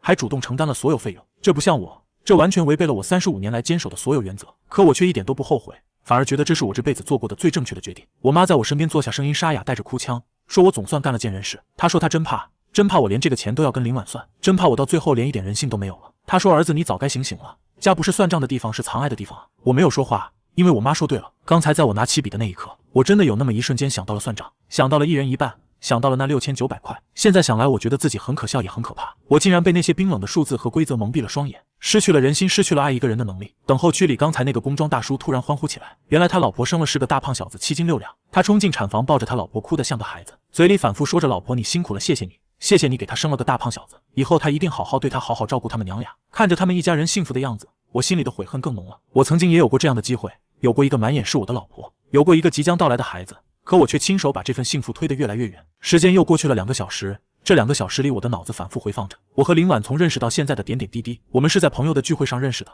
她穿着一条白色的连衣裙，安安静静地坐在角落，笑起来的时候眼睛弯成了月牙，像一道光照进了我枯燥的世界。我追了她很久，为她送早餐，为她在下雨天送伞，为她在生日的时候准备惊喜。那时候的我眼里没有数字，没有规则，只有她。她会因为我送她一支口红而开心一整天，会因为我记得我们的纪念日而感动得一塌糊涂，会拉着我的手跟我畅想未来的生活，说以后要生一个可爱的宝宝，一家3口在阳台上种满花，幸福的生活在一起。那时候的我也信誓旦旦地跟她说，我会一辈子对她好，会好好照顾她，会把她宠成公主。可什么时候开始，她不再笑了，不再对我撒娇了，不再跟我畅想未来了？是从我第一次拿出那份婚前协议的时候，还是从我第一次让她为自己买的一杯奶茶付钱的时候，还是从我第一次在她产检的时候跟她算一人一半的费用的时候？我记不清了，只记得她脸上的笑容越来越少，眼里的光越来越暗，我们之间的对话也从分享日常变成了核对账单，从甜言蜜语变成了冰冷的规则。我以为这是成熟是高效是婚姻的正确打开方式，原来那叫绝望。待产室的门再一次打开了，这次走出来的医生表情比之前更加凝重，看着我喊到林婉的家属快，我的心猛地揪紧，像被一只无形的手狠狠攥住，连呼吸都变得困难。我冲过去，声音沙哑，带着哭腔，问我老婆怎么样了，孩子怎么样了。医生的话像一道惊雷在我耳边炸响，说手术过程中产妇突发产后出血，情况危急，血库里和她匹配的血型库存告急，现在急需输血，问我们有没有直系亲属是同样血型，让我们快再晚就来不及了。我愣住了，我跟林婉结婚2年，我竟然不知道她的血型，更不知道她家人的血型，我甚至连她的生日都快记不清了。我眼里只有我的工作，我的规则，我的钱，却从来没有真正关心过她。我这个丈夫当得有多失败？医生催促到让我快给她家人打电话，我慌乱地拿出手机，手抖得连屏幕都解锁不了，手指按了好几次才打开通讯录，找到林婉妈妈的电话拨了过去。电话响了很久才被接通，我几乎是吼出来的声音里带着绝望，说林婉大出血，急需输血，问她和叔叔是什么血型，能不能过来。林婉妈的声音瞬间哭了出来，问什么大出血？她说林婉是型血，他们老2口都是 O 型，帮不上忙啊，他们在老家坐飞机过来都要4-5个小时，来不及了。她哭喊着让我快想想办法救救林婉，救救她的女儿。电话那头的哭声像一把刀子狠狠扎在我的心上，我挂了电话，瘫坐在地上，脑子里一片空白。怎么办？怎么办？我不能失去她，我还没有跟她说过对不起，我还没有机会弥补她，我不能让她有事。我看着医生焦急的脸，看着我妈绝望的眼神，看着待产室里闪烁的红灯，感觉自己快要窒息了。我甚至想，只要能让她平安，让我付出什么都可以，哪怕是我的生命，哪怕是我所有的钱，哪怕是我引以为傲的一切。就在这时，一个熟悉的声音响起，说医生他是 A 型血抽他的，他是自愿的，只要能救人。我抬头一看，是刚才那个工装大叔，他竟然还没走，一直在等候区陪着我们。看到我们着急，主动站了出来。我看着工装大叔，他看起来那么普通，穿着洗得发白的工装，脸上还有风吹日晒的痕迹，却在这一刻像一个发光的圣人，照亮了我灰暗的世界。我张了张嘴，喉咙干得发不出声音，眼泪却止不住的流。他重复了一遍，说他是 A 型血抽他的，语气坚定，没有丝毫犹豫。他说快别耽误时间，救人要紧，他老婆刚生了孩子，他知道为人父母的心情，也知道为人丈夫的责任，让护士快带他去验血。医生比我反应快，立刻喊道让护士带这位先生去验血。一切都像按下了快进键，工装大叔被护士带走了。我妈冲过去对着他的背影就要下跪，说谢谢他，谢谢他，他就是我们家的大恩人，这辈子都忘不了他的恩情。工装大叔回头扶住了我妈，憨厚的笑了笑说阿姨别这样，都是当丈夫的他懂，换作是谁都会这么做的。他说夫妻之间本就该相互扶持，家人之间本就该彼此守护，这都是应该的。夫妻之间相互扶持，家人之间彼此守护，这简简单单的12个字像一道光，劈开了我多年来的偏执和自私，让我瞬间明白婚姻的意义，家庭的意义从来都不是冰冷的规则和数字，而是彼此的陪伴，相互的扶持，是无论贫穷富贵，无论健康疾病都不离不弃的守护。而我却把这最基本的道理忘得一干二净。我瘫坐在椅子上，感觉我过去35年建立起来的世界观、价值观、人生观正在一寸寸的崩塌，碎裂成一地粉末，再也拼不回去了。我曾经以为理性和规则是安身立命的根本，可现在才明白，没有温度的理性是冷漠，没有感情的规则是自私。我妈走过来坐在我身边，这一次她没有骂我，也没有抱怨我，只是长长的叹了一口气，那声叹息里充满了失望，充满了怜悯，仿佛在看一个无可救药的可怜虫。等待依然是漫长的等待，但我的心境已经完全不同了。之前我是在等一个项目的结果，在等一个数字的核算，现在我是在等一个生命的判决，在等一个我亲手弄丢的重新挽回的机会。原来生命是如此脆弱，脆弱到需要另一个陌生人的鲜血来维系。原来人与人之间真的存在那种不计成本的联系，存在那种纯粹的善意，存在那种我一直嗤之以鼻却无比珍贵的爱。又过了1个小时，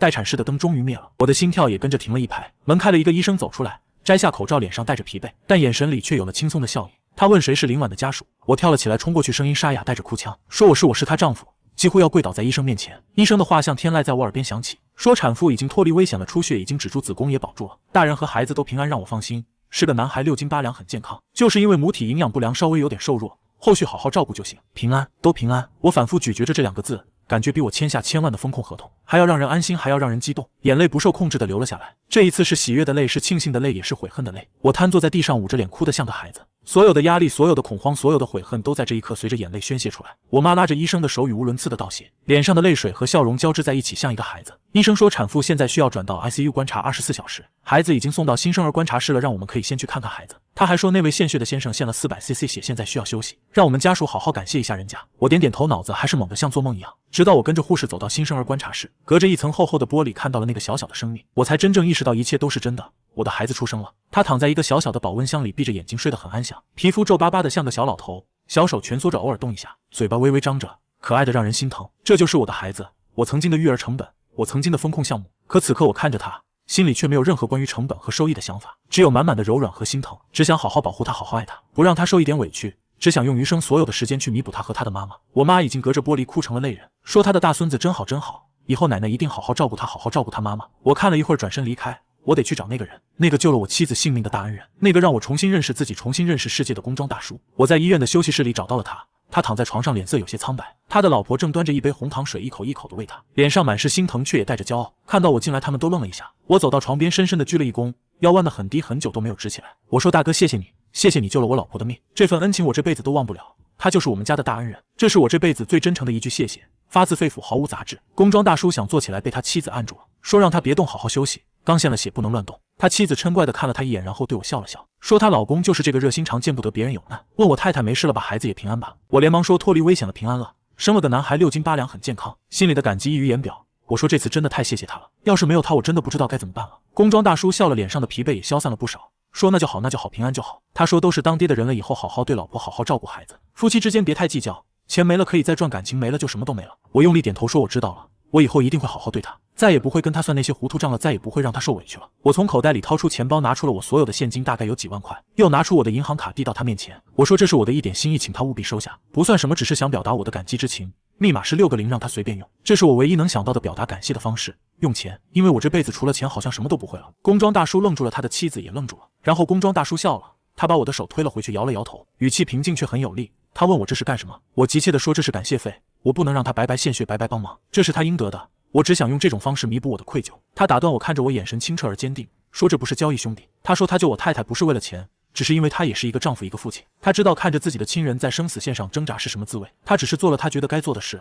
换做任何一个有良心的人都会这么做的。他顿了顿，拍了拍我的肩膀，说如果我真的想感谢他，就去 ICU 门口守着吧。我太太现在最需要的人是我，不是钱，让我好好陪陪他，好好跟他道歉，以后好好过日子比给他多少钱都强。我的手僵在了半空中，拿着那沓钱和银行卡，感觉无比的滚烫，无比的羞耻。我以为钱可以衡量一切，可以买到一切，可以弥补一切，可今天一个素不相识的工装大叔给我上了人生中最重要的一课。有些东西是钱买不到的，比如善良，比如人性，比如爱。我拿着钱和银行卡灰溜溜地走出了休息室，感觉自己像个小丑，一个被金钱和规则蒙蔽了双眼的小丑。可笑又可悲，我把钱和银行卡收起来，转身走向 ICU。我要守着林婉，这是我现在唯一能做的事。我走到 ICU 的门口，隔着探视窗看到了林婉，她静静地躺在病床上，身上插满了各种管子，连接着旁边的仪器。仪器屏幕上跳动着绿色的波纹和数字，那是她的生命体征，每一次跳动都让我心安。她的脸白得像一张纸，半点血色都没有，嘴唇干裂起了皮，眼睛闭着，眉头微微皱着，看起来很疲惫很虚弱。这是我第一次看到她如此脆弱的样子。在我印象里，她一直很坚强，无论我对她多么苛刻多么冷漠，她最多就是沉默或者默默的哭，然后第二天又会像没事人一样继续跟我算那些冰冷的账。我以为她不会倒下，以为她像一株杂草，生命力顽强，可我错了。她也是人，也是一个需要被爱、需要被关心、需要被呵护的女人。她也会痛，会流血，会在生死线上挣扎，而把她推到这条线上的不是别人，正是我。是我那套自以为是的理性和公平，是我那份精确到分的 AA 制账单，是我对一个孕妇毫无底线的冷漠和自私。我的心像被一只无形的手狠狠地揪住，疼得我无法呼吸，眼泪再次不受控制地流了下来。这一次是悔恨的泪，是愧疚的泪。我在心里一遍遍地说对不起林婉，我错了，我真的错了。你醒醒，你醒醒好不好？我以后一定好好对你，一定好好照顾你和孩子，再也不会让你受委屈了。我妈也来了，她看着重症监护室里的林婉，眼泪又流了下来，念叨着作孽啊，真是作孽啊。是我们对不起他，是我们江家对不起他。要离婚我们同意，要孩子的抚养权我们也同意，都是我们的错，都是我儿子的错。我知道他这话是说给我听的，我没有反驳，因为他说的对，是我在作孽，是我亲手毁了我的婚姻，毁了我的幸福，毁了那个曾经爱笑的林婉。我不配做她的丈夫，更不配做孩子的父亲。我在 ICU 门口站了很久，从白天站到黑夜，从夕阳西下站到月上中天。护士过来劝了我好几次，让我去休息，我都没动。我觉得我应该站在这里，这是我欠他的，是我该受的惩罚。我要守着他，等他醒来，等他给我一个道歉的机会，一个弥补的机会。我妈给我送来了晚饭，我一口也吃不下，胃里像塞了一块石头，沉甸甸的，根本没有胃口。我满脑子都是林婉的样子，都是我们曾经的点点滴滴，都是我对她的亏欠。午夜时分，我终于撑不住了，靠着冰冷的墙壁睡着了。我做了一个梦，梦里我又回到了我们第一次见面的聚会。她穿着白色的连衣裙，笑靥如花，眼睛里闪着光。我走过去想牵她的手，想跟她说对不起，可她却突然消失了，只留下一片冰冷的空白。我拼命地喊她的名字，林婉，林婉，却没有人回应，只有无尽的黑暗将我吞噬。护士的声音把我从梦中摇醒，喊着先生，先生，醒醒！我睁开眼，天已经亮了，阳光透过走廊的窗户洒在地上，暖洋洋的，却照不进我冰冷的心里。护士笑着说，我太太醒了，生命体征平稳，今天可以转到普通病房了。我猛地站起来，因为起得太急，眼前一阵发黑，扶着墙壁缓了好一会儿才站稳。我问她怎么样，还好吗？有没有哪里不舒服？护士说恢复的不错，但还是很虚弱，需要好好休息，毕竟刚经历了大出血，又做了剖宫产，身子亏得很。她说我们家属可以进去一个人探视10分钟。我对旁边的我妈说，让她去吧，我害怕。害怕面对他，害怕看到他冷漠的眼神，害怕听到他跟我算账的话。我不知道该怎么面对他，该说什么，该做什么。我怕他看到我只会觉得厌恶，只会觉得恶心。我妈摇摇头，看着我，眼神很复杂，有期待，有鼓励，也有失望。说让我去，她是我的妻子，我该第一个进去看她。有些话，有些事，只有我自己去面对，去弥补。她说，儿子，拿出你的诚意，好好跟他道歉，不管他怎么说怎么骂，我都受着，这是我欠他的。我犹豫了很久，最后还是换上了探视服，走进了 ICU。消毒水的味道刺鼻而冰冷。我走到他的病床前，他睁着眼睛看着天花板，眼神空洞，没有焦点，像一个没有灵魂的木偶。他的脸色依旧苍白，嘴唇还是干裂的，可眼神里却没有了之前的痛苦，只剩下一片死寂。听到脚步声，他的眼珠缓缓地转向我，四目相对，他的眼神里没有恨，没有怨，没有愤怒，甚至没有一点情绪，就像在看一个陌生人，一个无关紧要的路人。那种眼神比任何指责、任何谩骂都更让我难受，更让我心痛，因为我知道这是彻底的失望，是心死的样子。我开口，声音干涩的不像我自己的，喉咙里像堵了一团棉花，每一个字都无比艰难。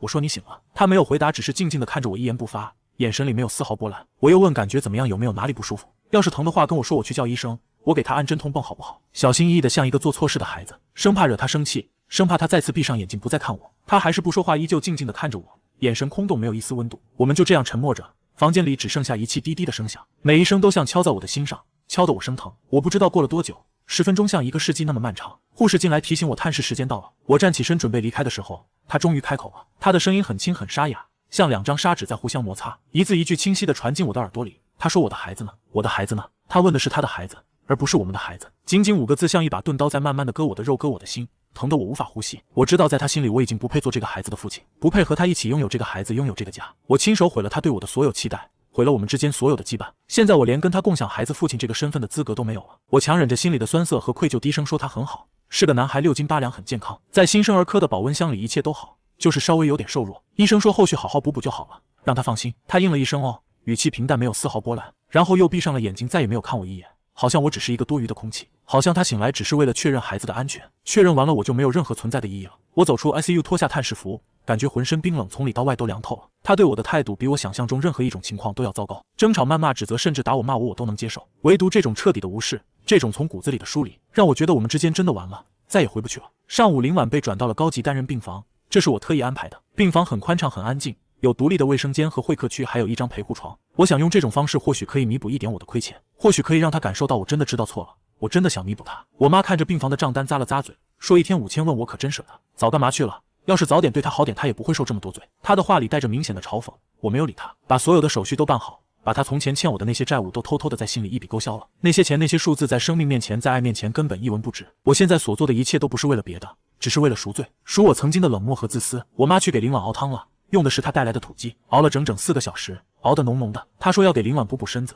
把亏掉的血都补回来。我一个人守在病房里，林婉大部分时间都在睡觉，麻药的劲儿还没完全过去，剖宫产的伤口又疼，她的眉头一直紧紧的皱着，睡得很不安稳。偶尔她会醒来睁开眼看到我，然后又会默默地把头转向另一边，不跟我有任何交流，不看我，不跟我说话，甚至不愿意闻到我身上的味道。他的世界好像已经彻底把我排除在外了。下午那个工装大叔李伟带着他的妻子和刚出生的儿子来看望林婉，他的妻子抱着孩子喜气洋洋的，手里还提着一篮水果和一罐燕窝，说是给林婉补身子的。李嫂是个很爽朗的人，拉着林婉的手说了很多贴心的话，说她可算醒了，把她老公担心坏了，一直念叨着要来看看她，叮嘱她好好休息，好好养身体，别想太多，女人坐月子最重要的就是心情好。林婉的脸上终于有了一点表情，她对着李嫂虚弱的笑了笑，说了一声谢谢。那是她醒来之后第一次笑，第一次说谢谢，却是对一个陌生人。她对他们说了谢谢，却从没对我说过。我站在一旁像个局外人，心里满是愧疚和酸涩。李伟拍了拍我的肩膀，说兄弟别多想，产妇刚生完孩子，情绪波动大，容易胡思乱想，过阵子就好了，让我多担待点，多陪陪她，多关心关心她。用我的诚意打动她，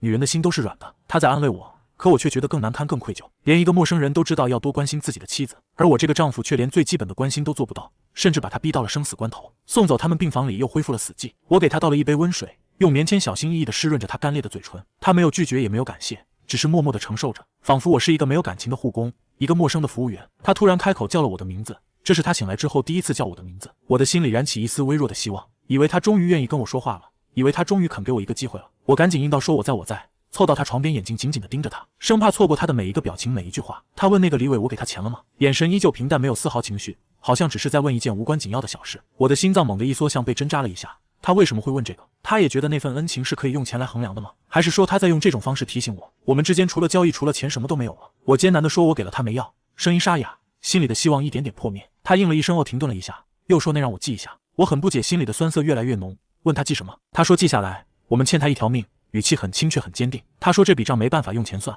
只能记一辈子，等他好了我们一起去还，用一辈子的时间去感谢他，去报答他。他说的是我们，这2个字像一道微光照进了我冰冷的心里，让我重新燃起了希望。是不是说明在他心里我和他还算是一个整体，还没有彻底走到尽头？是不是说明他还没有完全放弃我，还愿意给我一个弥补的机会？我重重的点头，眼泪在眼眶里打转，拼命的忍着不让它掉下来。我说我记下了，一辈子都不会忘，我们一起去，还一起去感谢他，一辈子都记着他的恩情。晚上我妈留在医院陪夜，让我回家去取些东西，顺便休息一下。她说我熬了这么久，身子也扛不住，让我回去洗个澡，睡一觉，明天再来。我开车回家，打开门，空荡荡的房子没有半点人气，冰冷而陌生，再也没有了从前的温暖。我走进我们的卧室，空气里还残留着她淡淡的栀子花香，那是她最喜欢的味道。床上还放着她没来得及收起来的孕妇枕，沙发上还放着她织了一半的小毛衣，那是给孩子织的，针脚细细的，看得出来她很用心。一切都还是原来的样子，可那个爱笑的女主人却变了，变得冷漠，变得疏离，变得让我认不出来了。这一切都是我造成的，是我亲手把她变成了这样。我走到床头柜边，拉开抽屉，想找一下她的银行卡，想给她存点钱，让她好好养身体，想买最好的补品，最好的东西弥补她所受的苦，却在抽屉的角落里看到了一个棕色的文件袋，上面没有写字，看起来很普通，却很厚，沉甸甸的。我鬼使神差地拿起了那个文件袋，犹豫了一下，还是打开了封口。我抽出里面的东西，第一页是一份详细的表格，标题是婚后共同财产 A 部分支出明细表。表格从我们结婚的第一天开始记录，每一笔开销都清清楚楚，日期、项目、金额、支付方以及我该承担的50%，大到房贷，小到一包盐、一瓶酱油，甚至是一根针，都记得明明白白，密密麻麻，整整几十页，一笔都没有落下，没有一丝差错。而在表格的最后是一个汇总的数字，一个用红色字体加粗标出来的数字，旁边还有一行备注：截至今日将折应付但未付个人承担部分，合计32865块7毛。我看着那个数字，大脑一片空白。可这还不是最让我震惊的，我继续往下翻，表格后面是厚厚的一沓收据和发票的复印件，每一张都和表格里的项目一一对应，整整齐齐按时间顺序排列，没有一张遗漏。再往后更是让我毛骨悚然的东西，一些录音笔和微型摄像头的购买记录，还有一沓打印出来的聊天记录，是我和他的所有关于钱的对话，所有我强调 AA 制的言论，所有我拒绝为他花钱的证据，所有我对他冷漠的话语，都被他用红线一条一条地标了出来，清晰而刺眼，像一根根针扎在我的眼睛里，扎在我的心上。而在所有这些东西的最后压着一份文件，一份已经签好了他名字的文件。文件的标题是3个硕大的黑体字，像3把刀子狠狠扎进我的眼睛里。离婚协议书。我拿着那个文件袋，像拿着一块烧红的烙铁，烫得我手心生疼。我的手在抖，我的心在抖，我的整个世界都在天旋地转。离婚协议书、账单、录音、聊天记录、证据，他从什么时候开始准备的？从我们结婚的第一天，还是从我第一次跟他 A 产检费的时候，还是从我第一次让他挤公交上下班吃清汤面的时候？我一直以为我是那个掌控全局的人，我以为他是我棋盘上一颗顺从的棋子，我以为他被我的规则和逻辑拿捏得死死的。可我错了，错得离谱。我才是那个被蒙在鼓里的人，才是那个被玩弄于股掌之间的棋子。他不是绵羊，不是任我宰割的羔羊，他是一头懂得隐忍和伪装的狼。他在我面前表现出的所有顺从，所有平静，所有看似的妥协，都只是为了今天，为了这最后致命的一击。他一直在默默收集证据，默默准备着，等的就是这一刻，等我亲手把他伤得体无完肤，然后用我教他的规则给我最沉重的反击。我的胸口剧烈起伏，愤怒像岩浆一样在我体内奔涌，被欺骗的愤怒，被玩弄的愤怒，被背叛的愤怒，几乎要将我吞噬。可更多的是深深的悔恨和绝望。我知道这一切都是我咎由自取，是我亲手把他逼上了这条路，是我亲手把我们的婚姻推向了绝路。我抓起文件袋和车钥匙冲出了家门，甚至忘了换鞋，脚上还穿着拖鞋，把油门踩到底。车子在深夜的街道上疯狂咆哮，像一头失控的野兽。我脑子里只有一个念头，我要去见他，要问清楚，要撕碎他那张平静的假面。可我心里却比谁都清楚，我只是想求他，求他不要离开我，求他给我一个改过自新的机会。我冲进医院，冲进那间昂贵的单人病房。我妈正趴在床边打盹，听到声音立刻惊醒了过来，问我怎么回来了，不是让我回家休息吗？怎么还穿着拖鞋？我没有理他，我的眼睛死死地盯着病床上的林婉。他醒着，正靠在床头看着窗外的夜色，眼神平静，仿佛早就预料到我会来一样，仿佛早就知道我会看到那个文件袋。他说我醒了，语气平淡，没有丝毫惊讶，甚至没有看我一眼。我走到床边，把那个文件袋狠狠地摔在他面前的被子上，里面的文件散落出来，铺满了白色的被单，像一朵黑色的绝望的花。离婚协议书的纸页飘落在他的手边，刺目而冰冷。我指着那些文件，声音因为愤怒和绝望而沙哑，几乎是吼出来的。我问他这是什么，让他给我解释一下。问他是不是早就计划好了，是不是从一开始就想算计我？问他跟我结婚就是为了今天，为了分我的财产，为了让我一无所有，对不对？我妈被吓到了，赶紧拉我说林婉刚做完手术，身体还很虚弱，让我别跟他吵，有什么话好好说。问我是不是疯了？我一把甩开我妈，眼睛依旧死死地盯着林婉，红着眼睛像一头失控的野兽。我问他这是什么？他在算计我，他从一开始就在算计我，是不是？他把我当傻子耍，是不是？我说我对他那么好，我跟他讲规则，讲公平，他就是这么对我的。林婉的目光从我脸上缓缓移到那些文件上，看了一眼，然后又抬起头看着我，他的嘴角甚至露出了极淡的笑意，那笑意里带着一丝嘲讽，一丝怜悯，还有一丝解脱。他说我看到了，不是疑问句，是陈述句，语气平静却字字诛心。他说他以为我会晚一点发现，没想到这么快。我抓起床头的一个苹果，狠狠砸在地上，苹果摔得粉碎，汁水溅了一地，像我此刻支离破碎的心。我问他这是什么？他处心积虑地收集这些，就是为了跟我离婚，分我的财产，是不是？骂他这个女人心思怎么这么歹毒。他缓缓开口，声音不大，却像重锤一样敲在我的心上，让我瞬间冷静了下来。他叫着我的名字，说我错了，他不是在算计我，他只是在遵守我的规则。我气笑了，笑得眼泪都出来了，笑得浑身发抖。我问我的规则里有让他偷偷录音吗？有让他打印聊天记录准备打官司吗？有让他处心积虑地收集证据想让我身败名裂吗？这就是他说的遵守我的规则。他点点头，眼神平静，没有一丝波澜。他说对啊，我的规则里最重要的不就是证据吗？我每次跟他算账不是都要看发票核对项目，要拿出证据吗？我说没有证据就没有发言权，就不能算数。我说婚姻里要事事留痕，要算清楚每一笔账才能避免矛盾。他说他现在只是把我教他的东西学以致用而已，他只是在按我的规矩办事，问这有什么错？我被他堵得一句话都说不出来，感觉全身的血液都在往头上涌，脑子嗡嗡作响，眼前发黑。他说的每一句话都像一把刀子扎在我的心上，扎得我体无完肤。我终于明白，我亲手制定的规则最后成了审判我的罪证，我亲手交给他的一切最后都成了他反击我的武器。我嘶吼到骂他是疯子，失去了所有的理智，像一个无理取闹的孩子。他摇摇头，眼神里第一次流露出一种清晰的情绪，那不是愧疚，不是恐惧，是怜悯。他在怜悯我。他说他不是疯子，她只是一个不想再当傻子的女人，一个不想再被我用规则和数字束缚一生的女人。她只是想保护自己，保护她的孩子，不让她生在一个只有算计没有温暖的家庭里。她看着我，眼神里充满了失望，失望到了极致。她问我以为她收集这些只是为了钱吗？问我真的以为她跟我结婚只是为了我的钱、我的房子、我的车子吗？她说如果她想要这些，她当初就不会嫁给我，她有很多机会可以嫁给比我有钱、比我对她好的人。我妈已经捡起了地上的那份离婚协议，她看着上面的条款，手开始发抖，嘴唇哆嗦着说不出一句完整的话。她问林婉真的要离婚吗？问她就不能再给我一次机会吗？说我知道错了，我真的知道错了。林婉没有看我妈，她的眼睛始终死死地盯着我，她让我再仔细看看那份文件的最后一页，说那才是她真正想要的东西，不是钱，不是我的财产，是她和孩子的未来，是她和孩子的自由。文件的最后一页，我愣住了。刚才因为愤怒，因为激动，我根本没看完，只是看到了离婚协议书的标题，就失去了理智。我甚至没有看离婚协议上他要求的财产分割是什么，我只看到了离婚2个字，就觉得天塌下来了。我妈把散落在地上的文件一张张捡起来，她的手在抖抖的厉害。她翻到了最后一页，然后她整个人都僵住了，像一尊石像一动不动，眼神里充满了震惊、愧疚还有绝望。她看着那张纸，嘴唇哆嗦着，一个字也说不出来，眼泪却止不住的流。我抢过那张纸，目光死死地定在标题上，那不是离婚协议的一部分，那是一份单独的声明。标题是关于婚生子代取名抚养权监护权的个人声明。我的目光顺着标题往下看，内容不长，可每一个字都像一把锋利的刀子，插进我的心脏，剜我的肉，让我痛不欲生，让我后悔终生。声明上写着，根据他与我婚后奉行的绝对 AA 制原则，双方在婚姻关系存续期间经济独立、责任独立，无任何互相扶助的事实与行为。本人林婉在本次怀孕生产过程中独立承担了全部的生理成本、健康风险、误工成本以及难以量化的精神与身体痛苦。怀孕是对母体单方面的消耗与损害，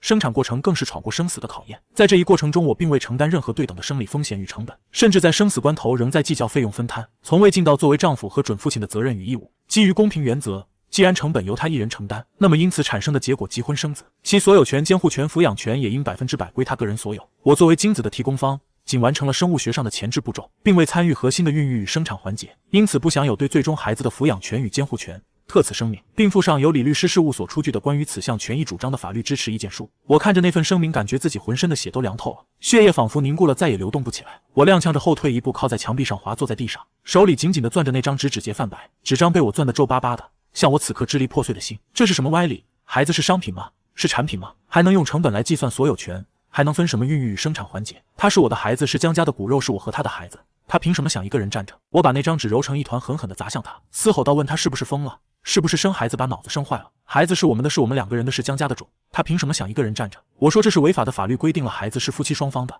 他不能这么做。他反问我说是吗？眼神冰冷，像寒冬的湖水，没有一丝温度。他说在我眼里，我们之间有过我们吗？在我眼里不一直都是你的和我的吗？我的工资是我的，他的工资是他的，我的车是我的，他的消费是他的，我的婚前财产是我的，他的痛苦是他的，我的规则是我的，他的委屈是他的。他问现在怎么了？孩子就变成我们的了。他的话像一把刀子狠狠扎在我的心上，让我无法呼吸。他继续说，这不公平，这不符合我的原则，我不能在对自己有利的时候就讲我们，在对自己不利的时候就讲 AA， 这是双重标准，这是我教他的。问我忘了吗？他说我一直说婚姻要公平，要权责对等，要付出和回报成正比。那他问我在孕育这个孩子的过程中，我付出了什么？我承担了什么责任？我又凭什么想得到作为父亲的回报，想拥有孩子的抚养权？我的大脑一片混乱，像一团乱麻，理不清剪不断。我知道他在偷换概念，他在强词夺理，可我却找不到任何反驳的理由，因为他说的每一句话都是事实，都是我曾经亲手教给他的，都是我一直坚守的原则。我用这些原则逼了他整整2年，现在他用这些原则来反驳我，来夺走我的孩子，我竟无言以对。我语无伦次的辩解说那不一样，那根本不一样，像一个无理取闹的孩子，眼泪流了满脸。孩子是活生生的人，不是商品，不是项目，不是风控报告。他是我的儿子，我是他的父亲，血浓于水，这是改变不了的事实。他点点头说对，法律也规定了夫妻有互相扶助的义务，眼神里充满了嘲讽，嘲讽我此刻的狼狈，嘲讽我曾经的冷漠。他问我怀孕8个月挤公交上下班累得腿肿脚肿的时候，我的扶助在哪里？他孕吐严重，吃什么吐什么，只能啃干吐丝喝清汤面的时候，我的扶助在哪里？我的扶助在哪里？他羊水破了躺在地上，生死关头，我还在跟他计较邮费和折旧费的时候，我的扶助在哪里？他大出血躺在手术台上需要家属签字，我还在犹豫手术费要 AA 的时候，我的扶助又在哪里？他一字一句地问，声音不大，却像一声声惊雷在我耳边炸响，炸得我头晕目眩，炸得我哑口无言，炸得我体无完肤。每一个问题都是一把刀子扎在我的心上，每一个问题都是我曾经的罪过，是我永远无法弥补的亏欠。我张了张嘴想辩解想反驳，可喉咙里像堵了一团棉花，一个字也说不出来。我想告诉他我知道错了，我想告诉他我以后会好好弥补他，可话到嘴边却怎么也说不出来，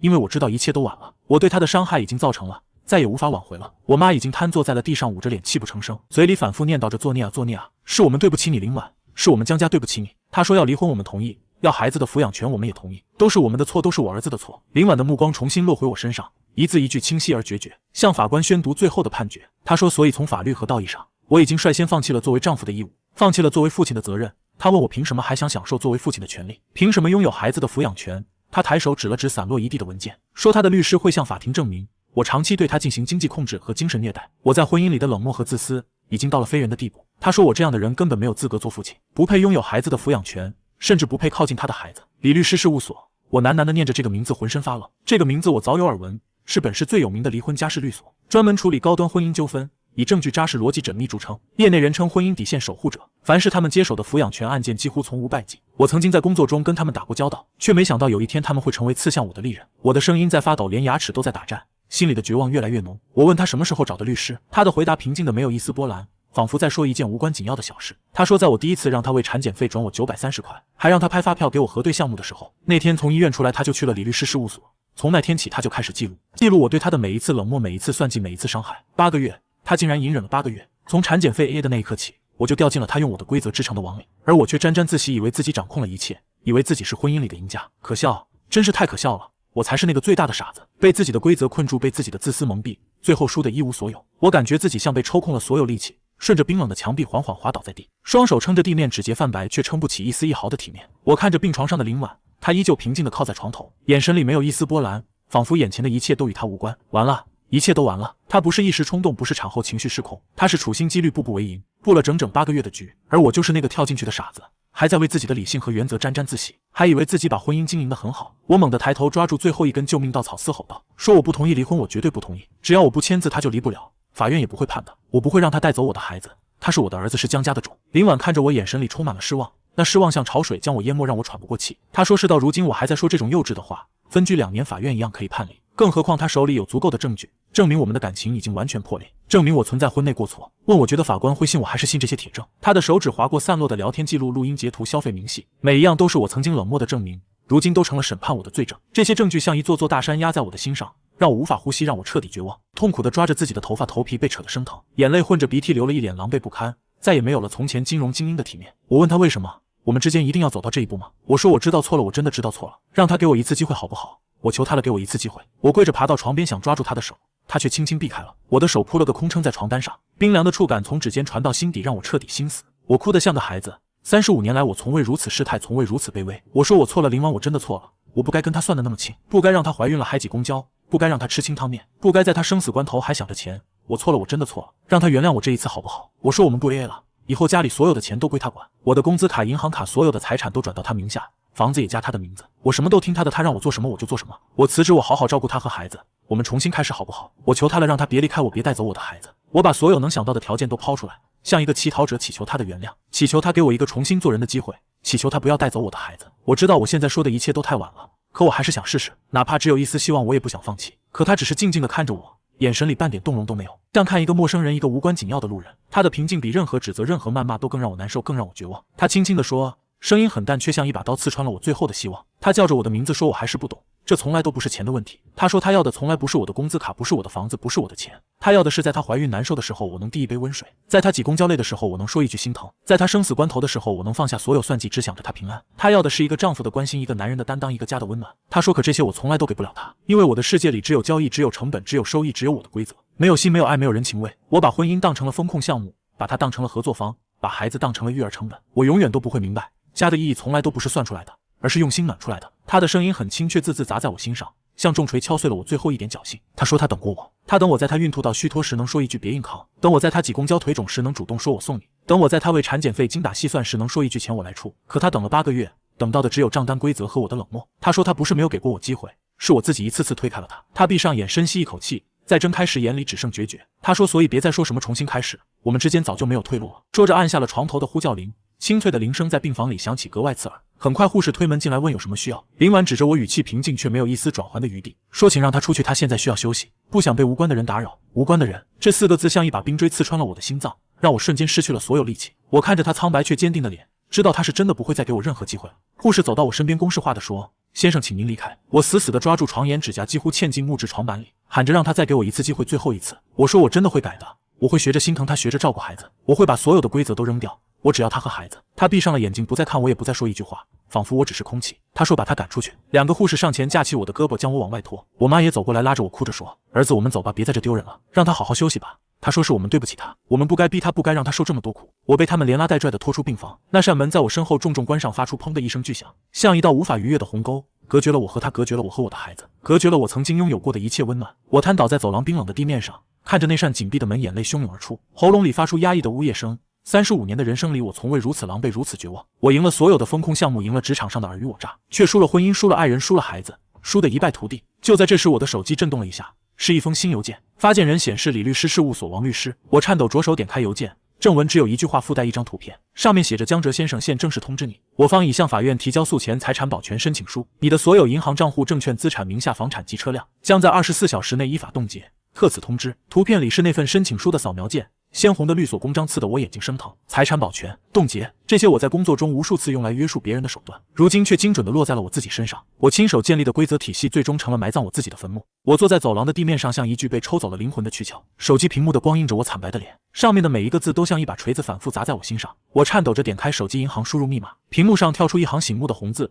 根据司法要求，该账户已被冻结，切换到证券账户。同样的提示，打开房产 App 名下的2套房子状态显示查封，甚至连我开了3年的车也收到了车管所的冻结通知。一夜之间，我所有引以为傲的资产都成了触不可及的幻影。我苦心经营多年的财富帝国在这一刻轰然倒塌。我妈蹲下来把一件外套披在我身上，她的声音沙哑，眼睛红肿，一夜之间仿佛老了10岁。她说：“儿子，地上凉起来吧，我们回家。”我抬头看着她，嘴唇哆嗦着，问她我是不是真的错了。我妈看着我，眼神里没有了愤怒，没有了指责，只有无尽的悲哀。她说我不是做错了，我是从来就没对过。她说我把家当成了公司，把老婆当成了合作方，把孩子当成了项目。我以为用规则和数字就能管好一切，可我忘了家是讲爱的地方，不是讲理的地方，更不是算钱的地方。她说爱不是风控模型，不能量化，不能预判，更不能算计。她说我爸当年虽然穷，但他从来不会让他受委屈，冬天给他暖脚，夏天给他扇扇，就算只有1碗粥也会先让他喝。他以为叫我精打细算，守住底线是为我好，却没想到把我教成了一个没有心的人。我站起身，踉踉跄跄地跟着我妈走出医院。外面的阳光很刺眼，却照不进我冰冷的心里。我曾经以为财富和规则能给我带来安全感，可现在才明白，真正的安全感是爱人的笑容，是孩子的哭闹，是家里的烟火气。这些我曾经弃如敝屣的东西，如今却成了我遥不可及的奢望。我掏出手机，拨通了公司法务总监的电话，他是我多年的好友，也是业内有名的律师。我抱着最后一丝希望，想让他帮我挽回一切。我把事情的经过告诉了他，刻意隐去了自己的冷漠和自私，只说林婉心机深沉，算计我的财产。电话那头沉默了很久，才传来他沉重的声音，说不是他不帮我，是这件事我一点胜算都没有。李律师事务所的证据链太完整了，聊天记录、录音、消费明细，还有我孕期对他的冷暴力，甚至连我妈来照顾他我都要算费用的证据全都有。他说法官判抚养权最看重的是孩子的成长环境，我这样的情况别说抚养权，就连探视权都未必能拿到多少。他顿了顿，声音更低了，说而且我婚内对孕妇的冷漠行为已经触及了公序良俗，舆论对我很不利。他补充到，公司已经知道了这件事，我的负面新闻对公司声誉影响很大，几个重要合作方都要求更换负责人。他说刚才 CEO 已经开会决定解除与我的劳动合同，让我好自为之吧。手机从手里滑落，摔在地上，屏幕碎裂开来，像我此刻支离破碎的人生。工作没了，财产没了，家庭没了，孩子也没了，我曾经拥有的一切都被我亲手毁了。法务总监的话一语成谶，第二天一早我的名字就冲上了热搜，年薪65万风控经理逼孕期 A 制，孕期吃清汤面，挤公交，丈夫独吞高端外卖，生孩子的抚养权该归谁？一个个刺眼的标题霸占了热搜榜，像一盆盆脏水劈头盖脸的向我泼来。点进去是一篇刷爆朋友圈的公众号文章，作者匿名，字里行间全是林婉的视角。他没有用激烈的言辞控诉，只是用白描的手法平静地叙述着我们婚后的点点滴滴：产检费 AA， 挤公交上下班，用368元的廉价护理包，羊水破了还被计较邮费，大出血时丈夫犹豫手术费分摊。文章里配了图，是我们的聊天记录截图，他的记账明细，我让他转护理包一半费用的对话，甚至还有我吃168元高端拉面，他喝白粥的对比照片，铁证如山，无可辩驳。评论区彻底沦陷了，网友的怒骂像潮水一样涌来。有人说这是什么人间奇葩，年薪几十万连老婆都舍不得养，不如单身。有人说心疼这个姐姐嫁了个没有心的人，还好及时醒悟了。有人说支持姐姐要回抚养权，这种男人根本不配当父亲。还有人说连基本的人情味都没有，怎么当风控经理，连人心都算不透。我看着那些评论，感觉自己像被扒光了衣服扔在广场中央，被无数人指指点点，唾骂不已。曾经同事们敬佩的目光，如今变成了鄙夷和不屑；曾经朋友间的吹捧，如今变成了避之不及的疏远。我成了圈子里的笑柄，成了人人唾弃的冷血渣男。我赶到公司想做最后的挣扎，却被保安拦在了楼下。人事总监发来一条微信说不用来了，离职手续已经办好，补偿金会打到我未被冻结的账户上。他说公司不养没有底线的人，我的行为已经严重损害了公司的企业文化。我抱着一个小小的纸箱子走出了这栋我曾经引以为傲的写字楼，箱子里只有几本书，一个杯子，还有一张我和林婉的结婚照。照片上她笑得很甜，依偎在我怀里，那时候的我眼里还有光，还有他。如今我失去了家庭，失去了孩子，失去了财产，失去了工作，真的一无所有了。我站在公司楼下，看着车水马龙的街道，感觉这个世界那么大，却没有一个我的容身之处。手机响了，是李律师事务所的王律师，说江哲先生您好，他代表林婉女士正式通知我，离婚纠纷案的第一次庭前调解定于下周3上午9点在市中级人民法院民议庭进行，请我准时出席。我麻木地答应着挂了电话。我知道等待我的将是法律的审判，是彻底的一无所有。1周的时间过得像一个世纪那么漫长。我搬回了我妈住的老房子，那是一个老旧的小区，没有电梯，墙面斑驳，和我曾经住的精装3居室天差地别。我把自己关在房间里，不见任何人，不接任何电话，像一只缩在壳里的乌龟。我请了最好的离婚律师，可他看了林婉的证据后，只是摇着头说，这件事他能做的只是帮我争取一点探视权，抚养权和财产我就别想了，胜算为零。探视权，多么可笑的3个字！我自己的孩子，我却只能像个外人一样定期去探视他。我妈每天都给我做好吃的，端到房间门口，轻声喊我说，儿子出来吃点饭吧，人是铁饭食缸，别把身体熬坏了。我一口也吃不下。短短1周我瘦了20多斤，胡子拉碴，眼窝深陷，镜子里的我憔悴不堪，像个流浪汉，再也没有了曾经的意气风发。周3早上，我妈给我找了一套干净的西装，帮我理了理一理，说去吧，不管结果怎么样都要像个人样，就算是认错也要有个态度。我穿上西装，感觉空荡荡的，像套着一个不属于我的躯壳。打车去了法院，在调解室的门口，我看到了林婉，她穿着一身米色的连衣裙，化了淡妆，头发挽在脑后，露出光洁的额头，脸色虽然还有些苍白，但精神好了很多。她身边站着李律师，一身黑色西装，眼神犀利，气场强大。看到我，林婉的眼神没有一丝波澜，只是对我身边的律师点了点头，算是打过招呼。我们走进调解室，法官坐在中间，我们分坐两边。我的律师率先开口提出了我们的底线，说法官大人，他的当事人同意离婚，财产也可以按女方的要求分割，唯一的诉求是争取孩子的共同抚养权。李律师笑了笑，拿出一沓文件递给法官，说这是他方当事人的产检报告、住院记录，还有权威心理机构出具的评估报告。报告显示，林婉女士因孕期长期营养不良和精神压力患有中度产后抑郁，孩子因母体原因免疫系统比正常婴儿脆弱，需要母亲贴身照顾。李律师的声音清晰而有力，说而我在婚姻存续期间对林婉女士实施经济控制和精神冷暴力，甚至在女方生产大出血时仍在计较费用，这样的行为足以证明我不具备抚养孩子的基本爱心和责任心。他坚持孩子的抚养权、监护权100%归林婉女士所有，我可享有每月2次的探视权，且探视需在林婉女士的陪同下进行。法官翻看了文件，又看了看我，问我有什么异议吗？我看着对面的林婉，他的脸上依旧平静，可我从他的眼神里看到了坚定。我知道我输了，输得一败涂地。我曾经用规则打败了所有人，如今却被规则彻底打败。我点了点头，声音沙哑，说我没有异议同意调解方案。我在调解协议上签下自己的名字，那一刻我知道我彻底失去了我的孩子，失去了最后一丝挽回的机会。调解结束，我走出法院，阳光很刺眼，刺得我睁不开眼睛。法院门口停着一辆黑色的保姆车，林婉和李律师正准备上车，我鬼使神差地走了过去，叫住他。他停下脚步，转过身看着我，我用近乎祈求的语气问他，能不能再看一眼孩子？这是我此刻唯一的心愿。李律师皱了皱眉，想说什么，林婉却对他摇了摇头，打开了车门。我凑过去，看到了车里的婴儿安全座椅上躺着我的孩子，他醒着，睁着一双乌溜溜的大眼睛，好奇地看着这个世界，小嘴巴微微张着，偶尔吐一个泡泡，可爱的让人心疼。他的眼睛和林婉一模一样清澈而明亮。我的眼泪再也忍不住汹涌而出，我哽咽着问出了最后一个问题，问他叫什么名字。林婉看着我沉默了很久，然后一字一句的清晰的对我说，他姓林，叫林念安，思念的念，平安的安。说完他关上了车门，保姆车缓缓驶离，消失在我的视线里。林念安，他在思念那段曾经平安的时光，也在祈祷孩子一生平安，而我就是那个毁了他平安生活的人。我站在原地沐浴在刺眼的阳光下，却感觉自己坠入了万丈深渊，冰冷黑暗，永无出头之日。我终于明白，他对我最后的审判不是让我一无所有，而是让我用余生所有的时间去悔恨，去痛苦，去看着我亲手失去的一切，去守着这个我自己造的深渊，永永远远。而这份悔恨将伴随我一生，直到我生命的尽头。我曾经以为理性和规则是人生的最优解，可到头来才发现，没有爱的理性是最彻底的愚蠢，没有温度的规则是最伤人的利刃。家不是风控报告，婚姻不是商业合作，爱人不是合作方，孩子不是投资品。这些最简单的道理，我用一无所有的代价才终于明白，可一切都太晚了。